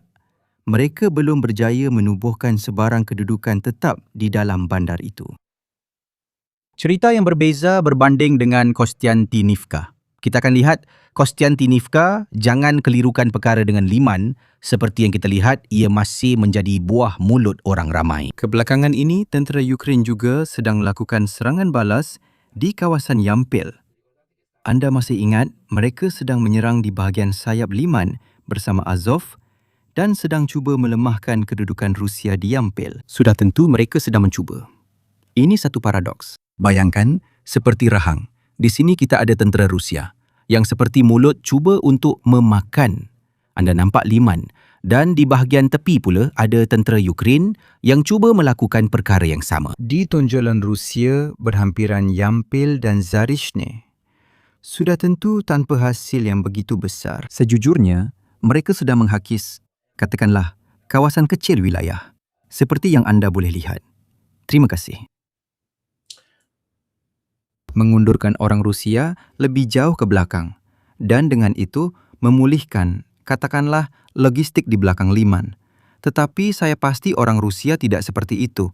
Saya tidak tahu mengapa. Beberapa peta mengatakan 80 hingga 90% Liman telah ditawan, termasuk tentera Samari. Sebenarnya tiada bukti langsung tentang sebarang pengukuhan oleh pihak Rusia di dalam Liman. Hanya serbuan yang berlaku secara berterusan. Bagi kawasan yang lebih ke selatan pula, iaitu ke arah Siversk. Di sini, pihak Rusia terus menghakis kawasan ke arah Mykolaiivka dan pada masa yang sama, kehilangan kawasan di utara, ke arah Dibrova dan Yampil. Situasi berbeza pula apabila kita bercakap tentang kawasan lebih ke bawah Kostiantynivka di sini. Seperti yang kita lihat, pihak Rusia perlahan-lahan sedang menduduki kawasan tinggi Fedorivka, Dibrova, Nikiforivka. Perlu diingat bahawa di sini kita berada jauh di belakang Kostiantynivka dan kita mula dapat melihat Sloviansk yang berada dalam jarak serangan drone. Jangan kita tipu diri sendiri. Nampaknya dia berasal dari Belarus. Terpulang kepada kamu untuk membuat pertimbangan. Katakanlah saya pernah mengikutinya, tetapi kemudian saya berhenti. Saya hanya boleh katakan, dulu dia jauh lebih berjarak. Mungkin kerana kejayaan. Mungkin dia telah melihat peratusan dan jenis kewarganegaraan yang mengikutinya. Lalu dia mula membuat kandungan yang lebih ke arah penonton yang mengikutinya. Tapi sebelum ini, secara paradoks, walaupun dia orang Belarus, dia jauh lebih objektif. Begitulah. Kita letakkan begini. Kostiantynivka adalah berbeza. Kostiantynivka, kita ada kira-kira 80% wilayah, katakanlah di tangan Rusia. Geolokasi terakhir Rusia berada jauh di utara Kostiantynivka dalam 2 sektor terakhir. Dan kita tahu bahawa sudah pasti di bahagian tepi bandar, pihak Rusia telah mengukuhkan kedudukan di bahagian tepi bandar. Ia masih dipertikaikan. Tetapi saya beritahu anda dengan sejujurnya. Hari ini saya bercakap di telefon dengan Plevra yang juga telah bercakap dengan beberapa kenalan yang sedang bertempur di kawasan itu. Dan semua orang memberitahu kami bahawa keadaan sangat terdesak dan mereka tahu dengan jelas bahawa mereka tidak akan dapat mempertahankan bandar itu. Mereka memang tahu. Jadi di sebalik propaganda, sama ada ia jatuh hari ini, jatuh esok atau perkara-perkara seperti itu. Sekurang-kurangnya, mereka yang kami temui sedar sepenuhnya bahawa keadaan sudah teruk dan tidak boleh diselamatkan lagi. Kecuali ada keputusan dari atas untuk menghantar entah siapa, Lazo atau entah berapa banyak batalion dan sebagainya. Tetapi ia sudah pun rosak tanpa dapat diperbaiki lagi. Terutamanya kerana pihak Rusia telah berjaya menguasai kawasan berhampiran landasan kereta api, seluruh kawasan di sebelah kiri Kostiantynivka dan kini mereka sudah bertapak di bahagian tepi. Selain itu, bandar ini lebih kurang telah terbahagi oleh sebuah sungai. Jadi, sebaik sahaja pihak Rusia berjaya sampai ke tengah bandar dengan sungai itu. Sangat sukar untuk infanteri Ukraine berjaya mengambilnya semula. Dan itulah bahagian yang paling rumit. Jadi, tidak dapat dielakkan sedikit sebanyak seperti yang berlaku di Bakhmut. Jika anda masih ingat, pihak Rusia berjaya sampai ke landasan kereta api dan sungai Bakhmutitsia, kalau saya tidak silap, yang membelah bandar itu kepada 2. Kemudian, menjadi sangat sukar untuk menolak mereka keluar semula. Mengusir mereka keluar dan sejujurnya, mereka tidak mempunyai potensi manusia untuk melakukannya. Ia akan menjadi terlalu memakan kos untuk melakukan perkara yang sama seperti yang dilakukan oleh pihak Rusia, iaitu membersihkan bangunan satu demi satu. Jadi pada masa ini, keadaannya lebih kurang begini. Sudah pasti pihak Rusia telah mengukuhkan Ivano, Pilia, Berestok, Ilinivka, dan telah sampai ke garisan sungai di tengah-tengah Kostiantynivka. Pihak Ukraine masih menggunakan kawasan kejiranan ini untuk cuba melakukan serangan balas. Dan di sebelah satu lagi, kita tahu sekurang-kurangnya bahagian kanan bandar dan bahagian paling timur adalah yang paling kuat bertahan. Kenapa masih ada pembahagian dalaman ini dengan Krivitoretsk? Ia hampir berada di belakang pihak pertahanan Ukraine yang terpaksa memilih sama ada berundur ke utara atau berundur ke sebelah satu lagi. Jadi, seperti yang anda boleh lihat, situasinya sangat genting. Ia hanya soal masa. Selain itu, nampaknya orang Rusia bergantung pada hari, kadang-kadang Rusia dan kadang-kadang Ukraine yang mengawal. Hasilnya adalah sebuah kampung kecil seperti yang anda boleh lihat di timur laut, Kostiantynivka. Jadi kemungkinan besar apa kita? 27 Jun sepanjang bulan Julai. Sudah pasti Kostiantynivka akan berlaku sesuatu atau akan kekal secara simbolik pada 5%. Di tangan Ukraine atau sesuatu yang mengarut seperti itu. Di mana mereka masih boleh terus menatakan ia belum ditawan. Tetapi letakkan sahaja tanda silang di situ. Ia sudah tamat. Kostiantynivka pada dasarnya sudah hilang. Mari kita bincangkan secara lebih luas mengenai Donbas pula. Tentang isu barisan pertahanan yang sebenarnya adalah matlamat Rusia, tidak lebih dan tidak kurang, iaitu untuk sampai ke Kramatorsk dan Sloviansk. Beberapa pertimbangan strategi. Pertama sekali, barisan hadapan kini jauh lebih sempit. Akhirnya, sebahagian besar tindakan ofensif Rusia pada dasarnya tertumpu di satu barisan hadapan kecil yang bermula dari Liman hingga Kostiantynivka. Ini menjadikan tindakan Rusia sangat mudah dijangka. Inilah barisan hadapan di mana Rusia sedang bertindak. Untuk memberi gambaran, satu barisan hadapan yang sangat sempit. Ini bermakna Ukraine mempunyai beberapa kelebihan. Pertama, mereka tahu di mana untuk menempatkan rizab mereka kerana sasarannya jelas dan laluan untuk mendekatinya juga jelas. Kedua, kerana barisan hadapan sangat sempit, mereka boleh bergerak melalui laluan dalaman dengan lebih pantas berbanding Rusia. Ketiga, mereka boleh menahan barisan hadapan ini dengan mudah. Walaupun mereka kehilangan kawasan untuk tempoh yang lama, sementara mereka sedang melaksanakan kempen mereka. Sekarang, mari kita cuba untuk bersikap objektif. Kehilangan Kostiantynivka adalah kejayaan operasi bagi pihak Rusia. Namun, mereka memerlukan lagi pencapaian penting untuk berjaya sampai ke Kramatorsk dan Sloviansk. Tindakan Rusia adalah jelas dan boleh dijangka. Dan lagi, semakin kawasan itu mengecil, semakin faktor bilangan menjadi penting, sama seperti di Termopile. Semakin kita terperangkap. Di sekitar Kramatorsk dan Sloviansk, dan lebih-lebih lagi dalam persekitaran bandar, bilangan itu kurang penting. Maksudnya keadaan lebih memihak kepada pihak yang bertahan. Juga kerana jika ada satu faktor yang telah menggugat kestabilan pihak Ukraine pada tahun 2024-2025, ia adalah hakikat bahawa pihak Rusia telah mengaktifkan semua barisan hadapan. Dan pihak Ukraine, anda ingat tak? Mereka terpaksa bertindak seperti bomba, menghantar unit ke Sumy, unit ke Kupiansk dan sebagainya. Apa yang mereka tidak dapat lakukan adalah berada di bawah tekanan. Keadaan ini jauh lebih mudah diurus oleh pihak Ukraine kerana ia adalah satu barisan hadapan yang sempit dalam posisi bertahan. Dan yang paling penting, anda tahu dengan tepat apa yang mahu dilakukan oleh pihak Rusia dari sekarang hingga setahun atau 2 tahun akan datang. Jadi, ini hanyalah kejayaan operasi kecil bagi Rusia. Ini memberi mereka kelebihan secara taktikal, tetapi hanya di sektor kecil di mana pertempuran ini sedang berlaku. Perlu diingat bahawa Kostiantynivka lebih kecil daripada gabungan Oleksievo, Drozhivka dan Druzhivka. Drozhivka pun bukannya besar sangat. Ya, ini mungkin menjadi faktor politik yang menarik. Kejatuhan Kostiantynivka boleh dijadikan modal dari segi kejayaan dan moral. Persoalannya ialah, jika kamu ambil Kostiantynivka, yang sebesar mana sebenarnya? Berapa besar? 60? 70,000 sedikit lebih besar daripada Chechnya. Dan di sebelah lagi, kamu ada krisis di seluruh wilayah, Crimea. Ambil Chechnya dan seluruh Tuscany berada di bawah serangan bom Ukraine.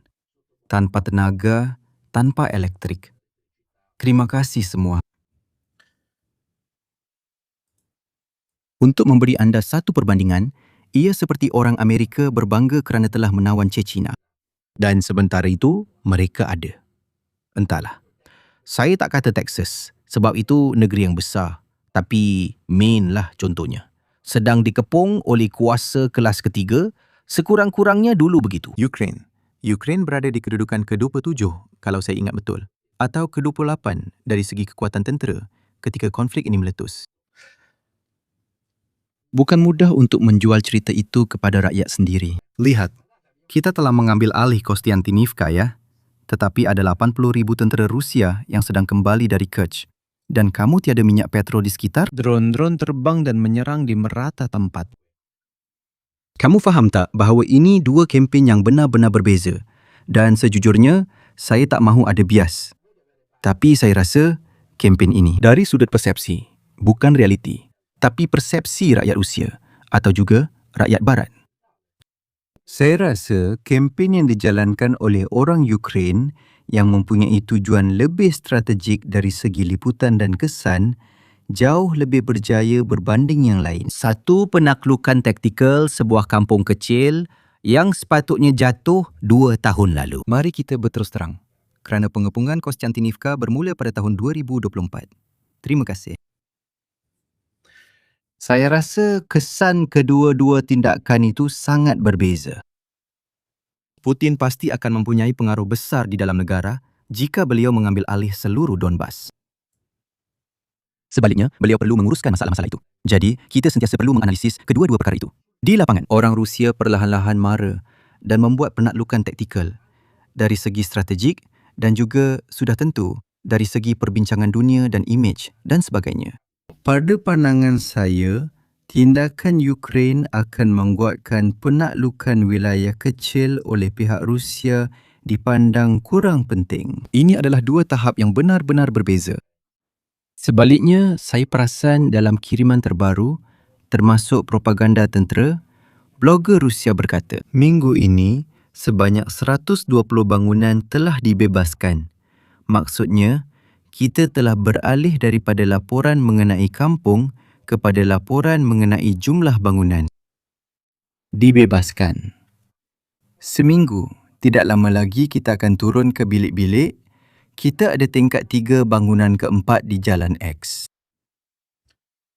Hakikat bahawa perubahan ini juga, dari segi leksikal, bercakap tentang jumlah bangunan dan bukannya sektor bandar atau kampung.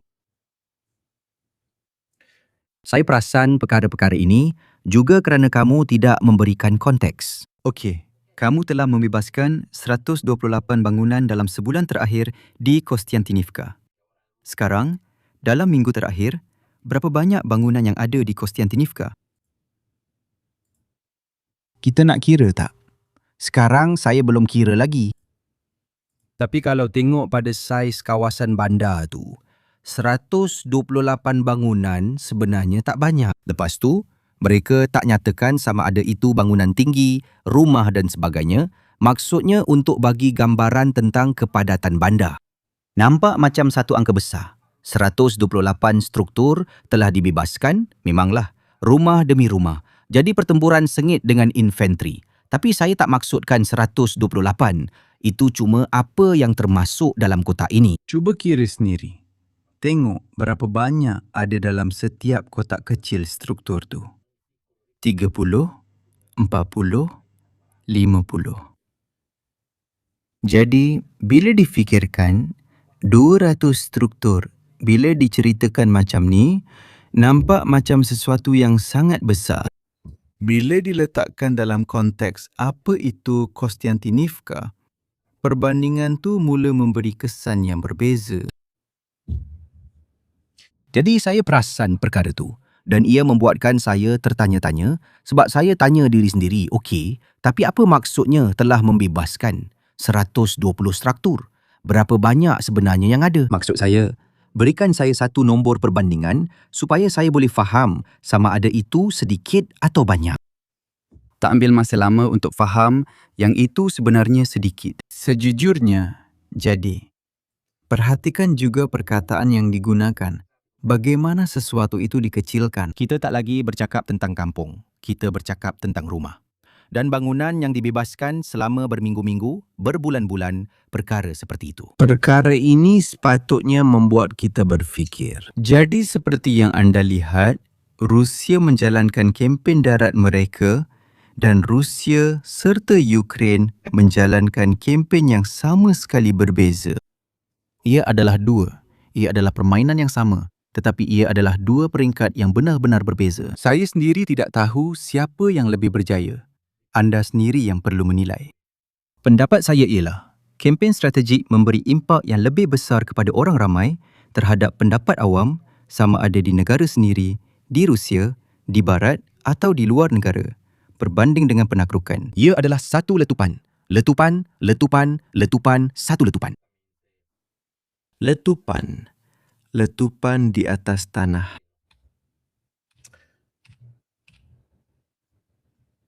Juga berkaitan dengan orang Rusia.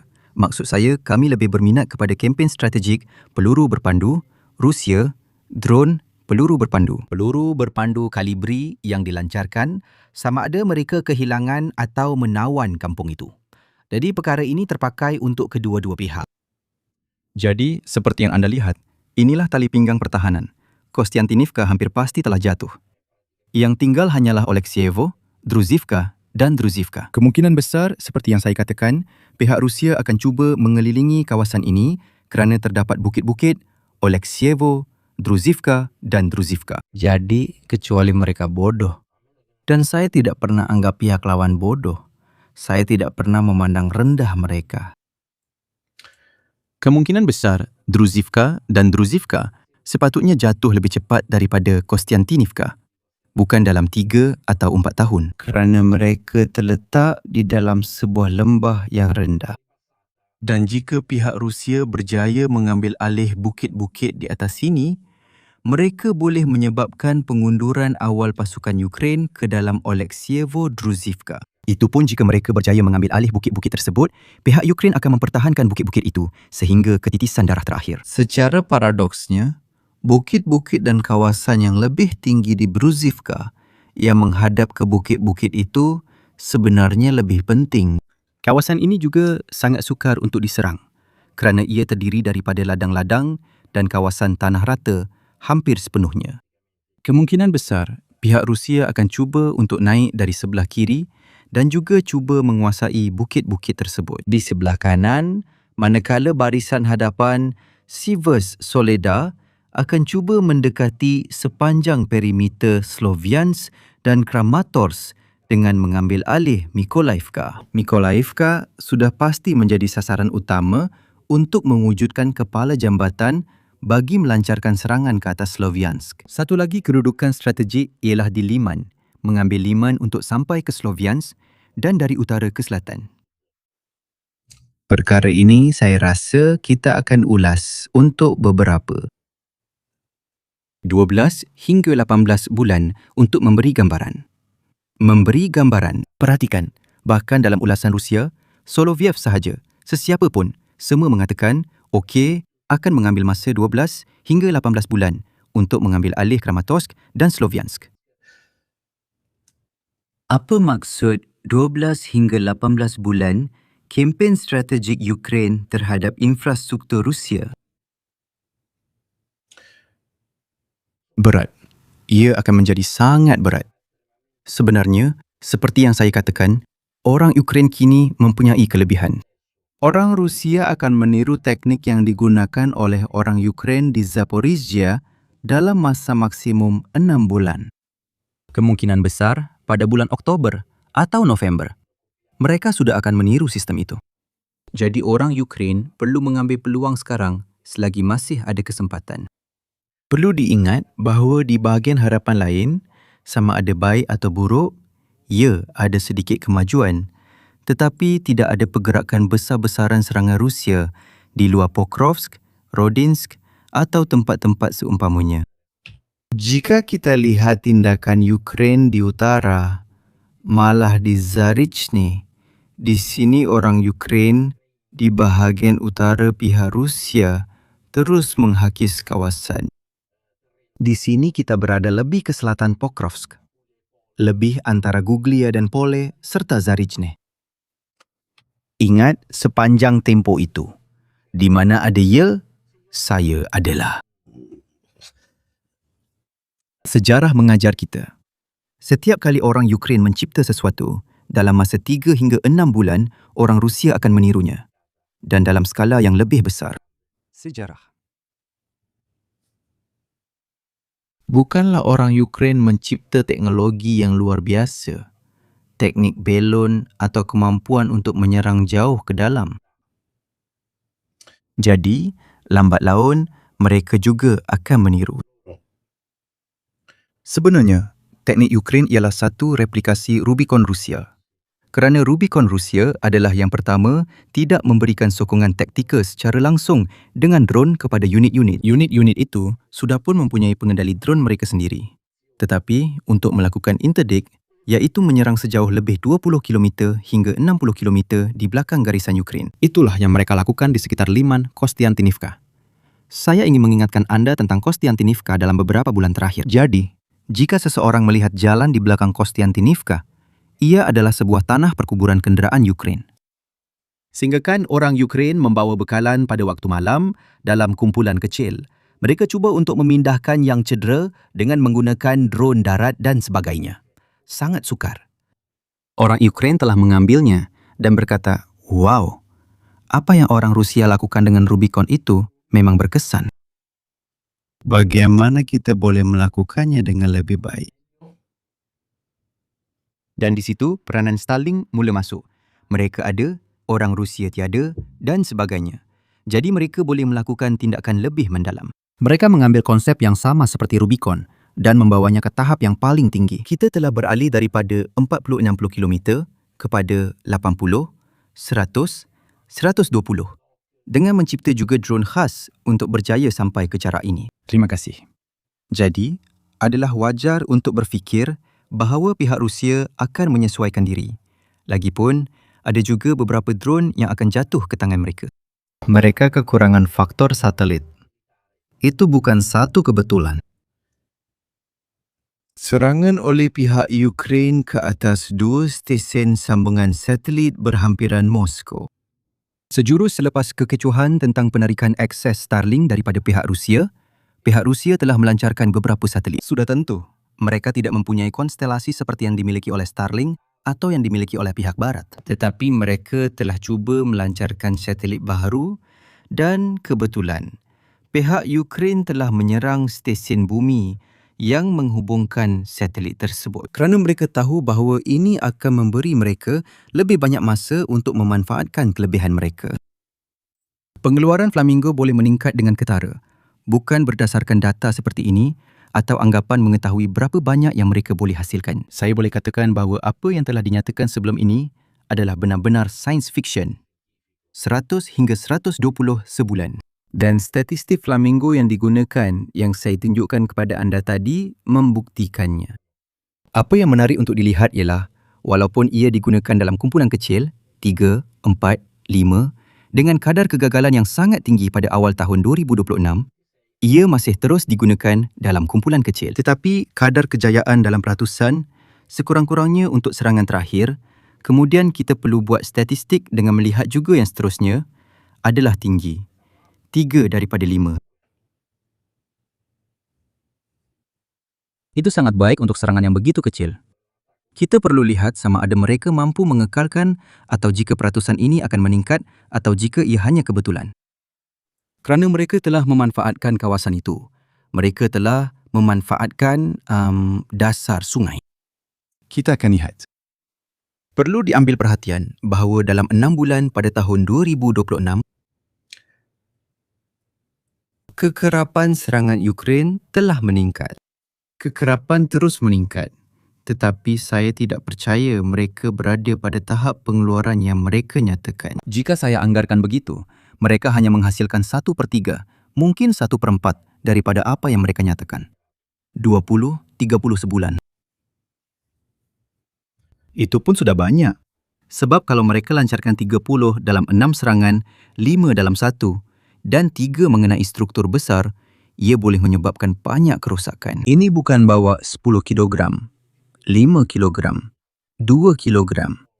Mereka kata mereka bawa 1000 kilogram. Saya tak pasti kalau betul 1000.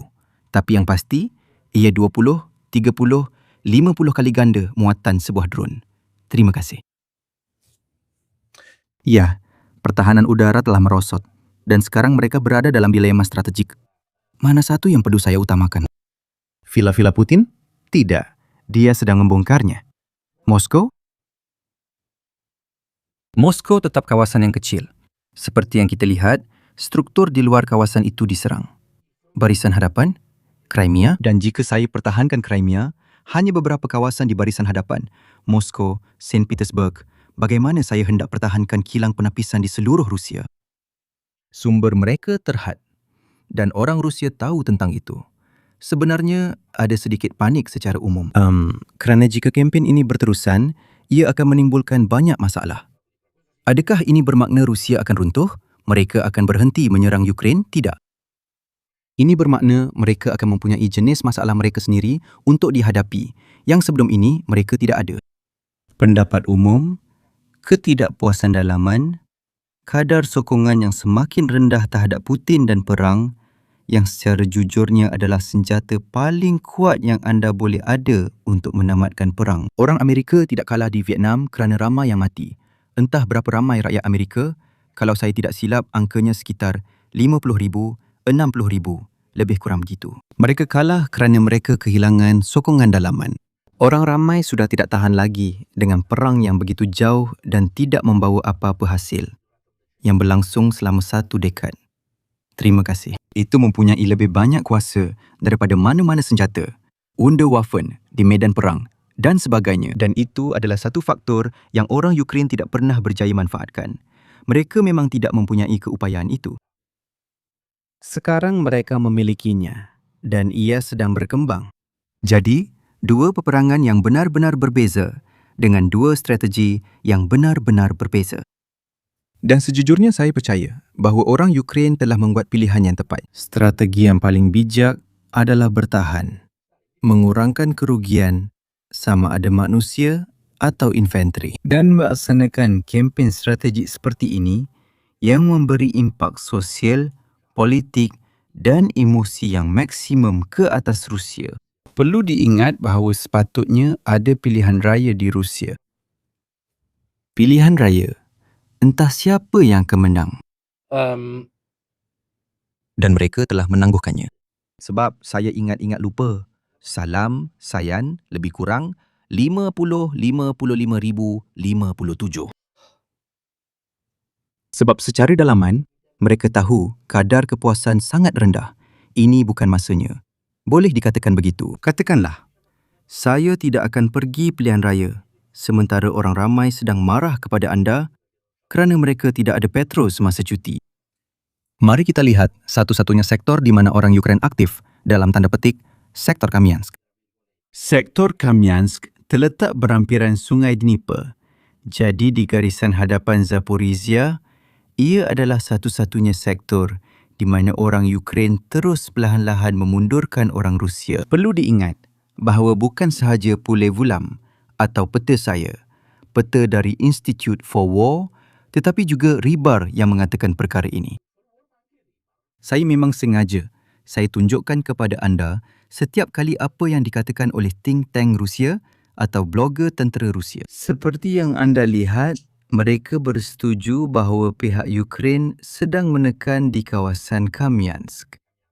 Terdapat serangan daripada Brigad Gunung ke-128 Ukraine dan penentuan lokasi geografi pertama oleh pihak Rusia. Terdapat serangan menggunakan drone yang dijalankan terhadap pasukan Ukraine di dalam Plavny. Adakah ini bermakna pihak Ukraine sedang menang?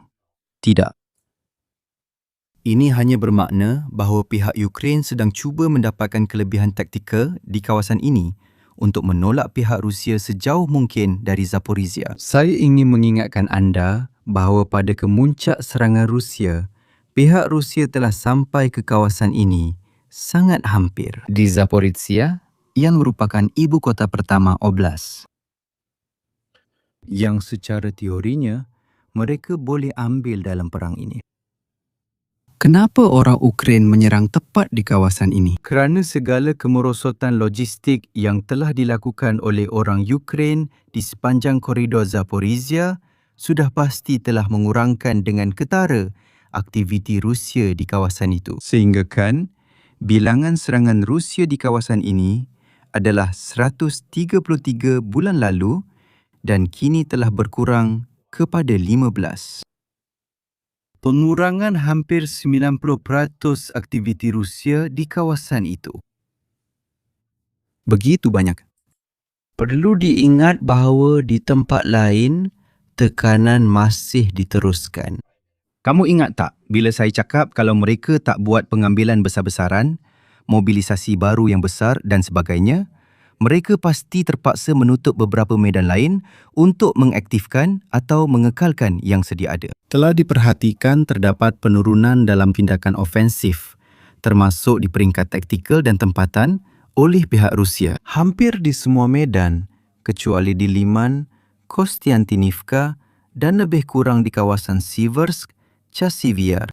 Ini bermakna ketersediaan kekuatan tidaklah begitu tinggi. Memandangkan anda perlu menutup beberapa medan semata-mata untuk terus memperkuatkan medan yang dianggap utama. Sudah pasti, medan Kamiansk adalah salah satu yang sedang dikorbankan demi memperkuatkan yang lain. Perhatikan tren ini. Tren tahun ini sangat menurun. Juga bulan Jun. Sedikit lebih baik daripada bulan Mei, saya beritahu terus. Tapi kita masih bercakap tentang hanya 20 hingga 30 km persegi secara keseluruhan. Tren ini memang negatif dan tidak menunjukkan tanda-tanda untuk bertambah baik. Sudah tentu dalam kilometer persegi. Tapi bagi saya secara peribadi, Kostiantinivka, sebuah kawasan bandar dan logistik, lebih bernilai daripada 20 km persegi ladang di utara Kuliaipol. Tetapi tetap juga, satu keputusan perlu dibuat oleh Putin. Tidak lebih dan tidak kurang. Itulah juga yang diminta oleh orang-orangnya di dalam. Orang Rusia, dengan keadaan mereka sekarang, jika mereka tidak menghantar lebih ramai lelaki, saya berani katakan bahawa jika mereka tidak campur tangan dengan bantuan tambahan, saya juga tidak percaya mereka akan mampu untuk menawan Kramatorsk dan Sloviansk dengan menutup semua barisan hadapan yang lain dan hanya terus menyokong barisan yang ditumpukan untuk mara ke Kramatorsk dan Sloviansk. Tidak dapat dielakkan, dia mesti membuat pilihan. Saya percaya orang Ukraine sangat mengetahuinya kerana mereka lebih tahu daripada saya. Tetapi sudah tentu tidak. Mereka tidak bercakap. Dan kebetulan, jika kamu tahu bahawa Putin untuk mendapatkan Donbas pun mesti membuat beberapa pilihan. Pilihan yang malang. Tidak popular. Apa yang akan temu hakis? Sokongan rakyat terhadap Putin. Dia perlu membuat pilihan yang tidak popular pada masa orang ramai sangat marah. Terima kasih semua.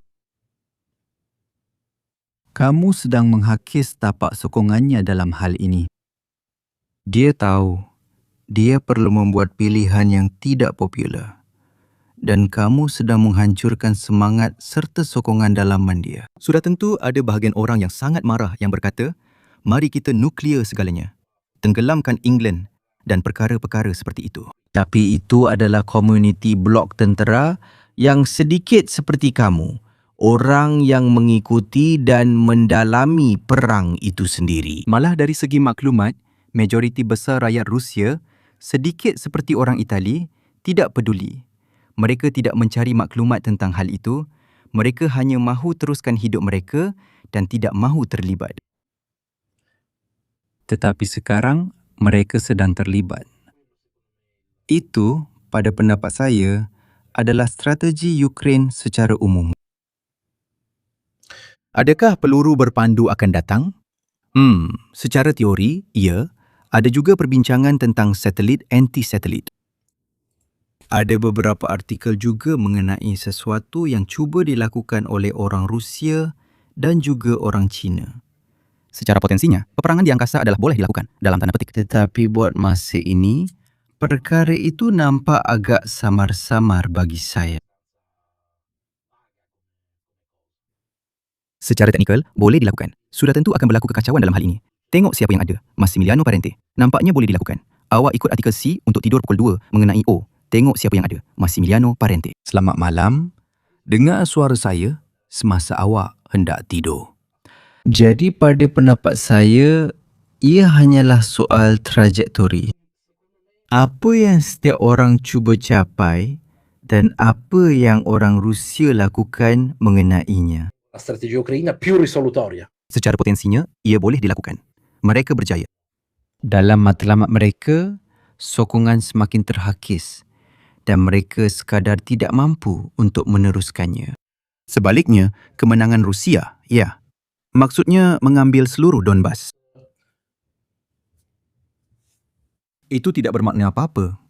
Maksud saya, ia langsung tidak menjamin apa-apa kepada anda. Dan orang Ukraine boleh sahaja terus berjuang sama ada untuk cuba mengambilnya semula atau untuk menghalang kamu jika kamu mahu terus mara. Ia bukan sesuatu yang menyelesaikan apa yang sedang berlaku dari segi strategik. Penyelesaian Ukraine mempunyai hasil yang lebih sukar dicapai. Maksudnya, dalam praktiknya lebih mudah untuk menaklukkan wilayah daripada cuba menimbulkan ketidakpuasan atau ketidakselesaan dalam sesebuah negara untuk menghakis sokongan terhadap perang. Di sana memang anda perlu melakukan banyak perkara di pelbagai peringkat. Namun, ia pasti lebih menyelesaikan sebagai satu strategi. Saya dapat semuanya atau tiada apa-apa. Batasannya adalah langit dalam hal ini. Jadi, apa yang boleh saya katakan kepada anda? Ikuti betul-betul dua perkara ini. Jangan hanya terpengaruh dengan berita tentang apa yang berlaku di lapangan kerana banyak lagi perkara lain berlaku di peringkat lain. Dan sejujurnya, saya rasa peringkat-peringkat itu adalah yang paling menarik. Ini tidak bermakna keadaan akan sentiasa memihak kepada Ukraine. Kerana saya ingatkan anda, Putin mungkin membuat keputusan yang tidak selesa, tetapi boleh mengubah sepenuhnya keadaan. Pada masa ini, dalam situasi semasa, dengan kemerosotan keupayaan Rusia untuk mempertahankan semua sasaran ini dan kemerosotan pertahanan anti pesawat, strategi Ukraine hanya boleh terus menyebabkan kerosakan dan meningkat. Tetapi situasi dalam peperangan tidak pernah statik. Semuanya boleh berubah dengan sangat cepat. Selain itu, seperti yang kita lihat, ketegasan Zelensky terhadap Belarus atau masalah yang dihadapinya dengan orang Poland kerana isu sejarah. Semua ini mungkin mempercepat keperluan Ukraine untuk memanfaatkan peluang masa ini. Kerajaan Inggeris, Kostarma yang pulang ke rumah, yang pastinya merupakan salah seorang penyokong Ukraine. Sudah pasti apa yang berlaku di peringkat politik, Macron di Perancis, Alternativa dan negara-negara lain for Deutsche di Jerman dan sebagainya, semuanya adalah faktor jangka panjang yang menyusahkan Ukraine dan yang perlu diambil kira oleh Ukraine.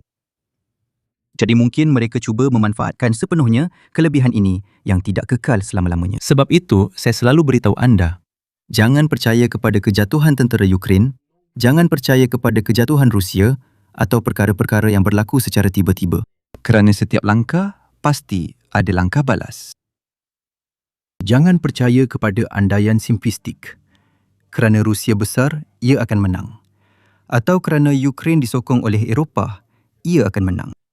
Perang ini telah membuktikan, seperti semua peperangan, bahawa setiap 6 bulan, setahun, keputusan yang diambil akan mengubah keseimbangan, sama ada memihak atau merugikan pihak yang satu lagi.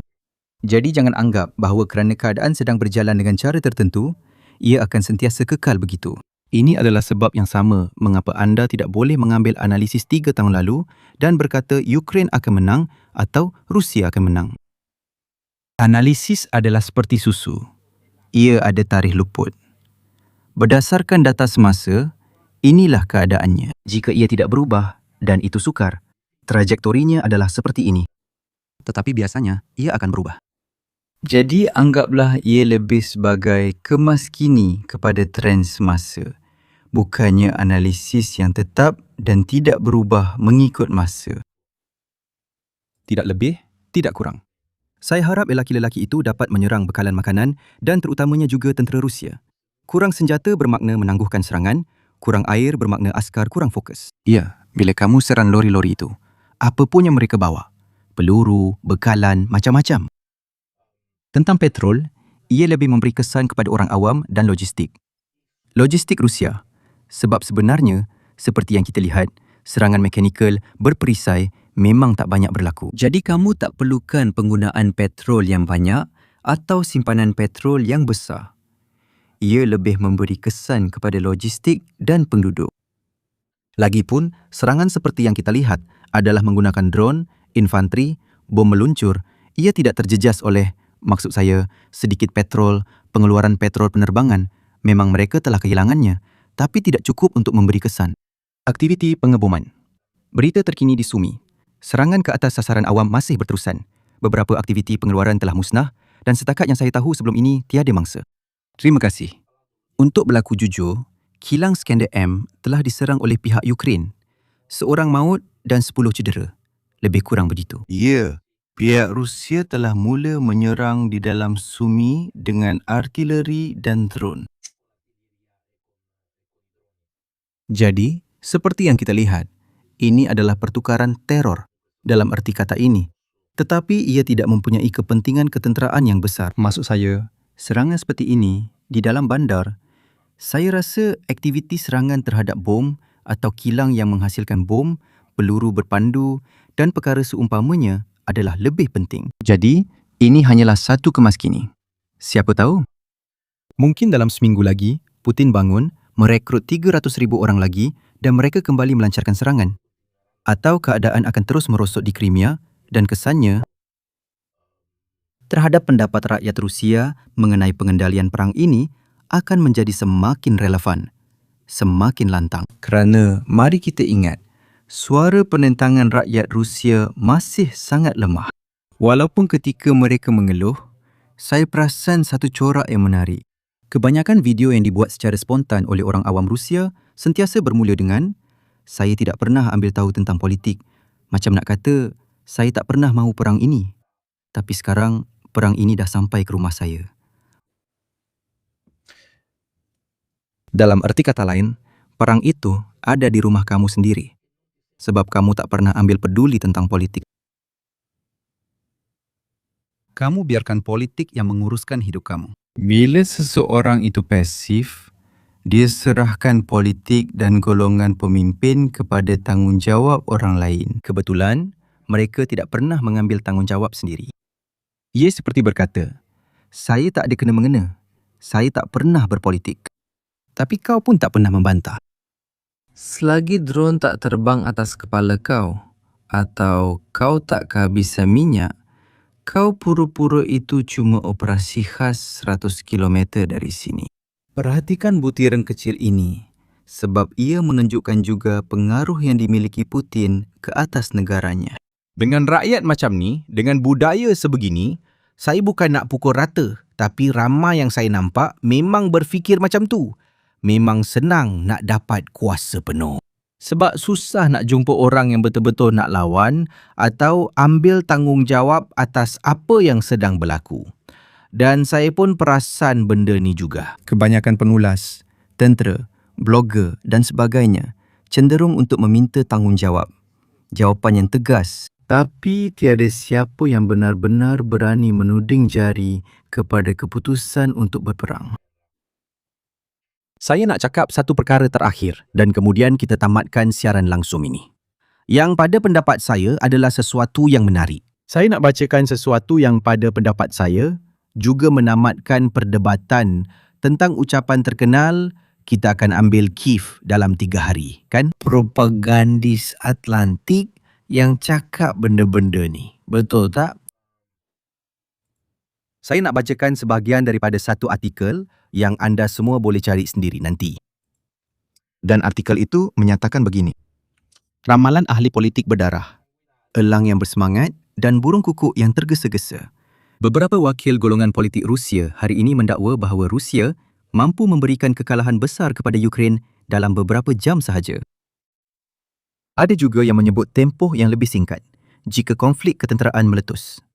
Mari kita ketahui mana antara kenyataan ini yang benar-benar mencerminkan realiti. Dalam kalangan pakar Rusia, baru-baru ini telah berakar pandangan bahawa tidak perlu pun menghantar tentera ke wilayah Ukraine kerana angkatan tentera negara itu berada dalam keadaan yang sangat menyedihkan. Beberapa ahli politik, entah siapa, menurut saya merujuk kepada Dugin, menekankan bahawa serangan api yang kuat dari Rusia akan memusnahkan hampir semua sistem pengawasan dan komunikasi, artileri serta formasi kereta kebal. Selain itu, beberapa pakar membuat kesimpulan bahawa satu serangan dahsyat dari Rusia sahaja sudah cukup untuk menamatkan perang seperti itu. Sebagai pelengkap, beberapa penganalisis terutamanya menekankan hakikat bahawa tiada siapa di Ukraine yang akan mempertahankan rejim Kiev. Baki artikel itu, anda boleh baca sendiri. Dia kata ini bukanlah sesuatu yang mudah dan semua yang telah mengatakan perkara-perkara ini secara besar-besaran dalam kalangan pimpinan Rusia sedang berhayal. Artikel ini bertarikh 3 Februari 2022. Dan ia bukan ditulis oleh seorang. Pegawai NATO, seorang propagandis barat, wartawan arus perdana, atau yang seumpamanya. Artikel ini ditulis oleh seorang pegawai Rusia. Penulisnya ialah Mikhail Khodarenok, bekas ketua kumpulan pertama di bahagian operasi utama Staf Am Tentera Persekutuan Rusia. Terima kasih. Sedikit sebanyak seperti yang berlaku dengan orang Amerika, di mana Hegseth dan Trump menghantar pulang tentera yang memberitahu mereka supaya tidak berperang di Iran dan mungkin sebab itulah mereka kehilangan jawatan. Bukanlah tentera Rusia, golongan tentera Rusia tidak tahu tentang kerja mereka sendiri. Ada orang yang sangat mahir dalam bidang mereka, tetapi mereka tidak didengari. Saya akan berikan pautannya. Saya juga telah menerbitkannya di Higgs, sama seperti Byte, kerana ramai yang menyangka itu adalah kata-kata saya. Itu bukan kata-kata saya, tetapi ia adalah daripada orang lain. Seseorang akan bertanya, siapa dia ini? Dan sebagainya. Orang ini masih menerbitkan dan terus menerbitkan buat perkara lain juga. Dia juga mengulas kenyataan Zelensky mengenai Lukashenko dalam majalah tentera Rusia yang dibaca oleh markas besar. Dan laman web ini adalah dari Rusia, mwong.ru. Anda boleh mendapatkan maklumat lanjut, sudah tentu, mengenai pegawai yang dimaksudkan. Kita sedang bercakap tentang seorang pegawai, seorang kolonel dalam perancangan strategik Rusia. Dari staf Am, bukan Baobab atau Michio atau sesuatu yang rendah. Tulisan beliau selama lebih 20 tahun telah diterbitkan dalam majalah Rusia yang paling berwibawa. Jadi bila anda tanya saya, adakah anda benar-benar fikir orang Rusia boleh pulih atau mampu mencari langkah balas? Ya, kerana ada orang yang berkebolehan, yang tahu bidang mereka, memang ada dan memang wujud.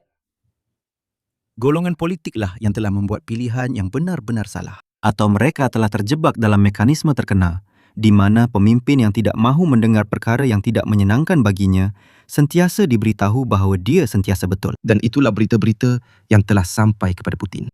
Sila tonton semula siaran langsung yang kami buat bersama Kolonel Sturp mengenai kesilapan perisikan Eropah, Amerika dan Rusia dalam penilaian perisikan. Konvensyen Ukraine untuk bertempur dan mempertahankan diri kerana ia tidak sepadan, baik orang Eropah, Amerika mahupun Rusia tidak menyangka bahawa orang Ukraine akan bertempur kecuali beberapa pegawai. Seperti ini. Jika anda baca artikel itu, apa yang digambarkan memang mengejutkan. Sebab saya sarankan anda baca artikel itu. Kerana ia menerangkan dengan tepat bahawa orang Ukraine akan bertempur. Bahawa hakikatnya mereka telah bertempur sejak 2014, ya. Ia memberi kesan terhadap kebencian. Malah dia berkata, peristiwa Donbas pada 2014 telah menanamkan kebencian dalam kalangan rakyat Ukraine sehingga membangkitkan satu penentangan. Kebencian terhadap penceroboh adalah faktor utama yang menguatkan lagi penentangan. Dia berkata sesuatu yang sangat penting yang saya selalu katakan. Kita mesti sentiasa ingat pepatah Alexander Suvorov.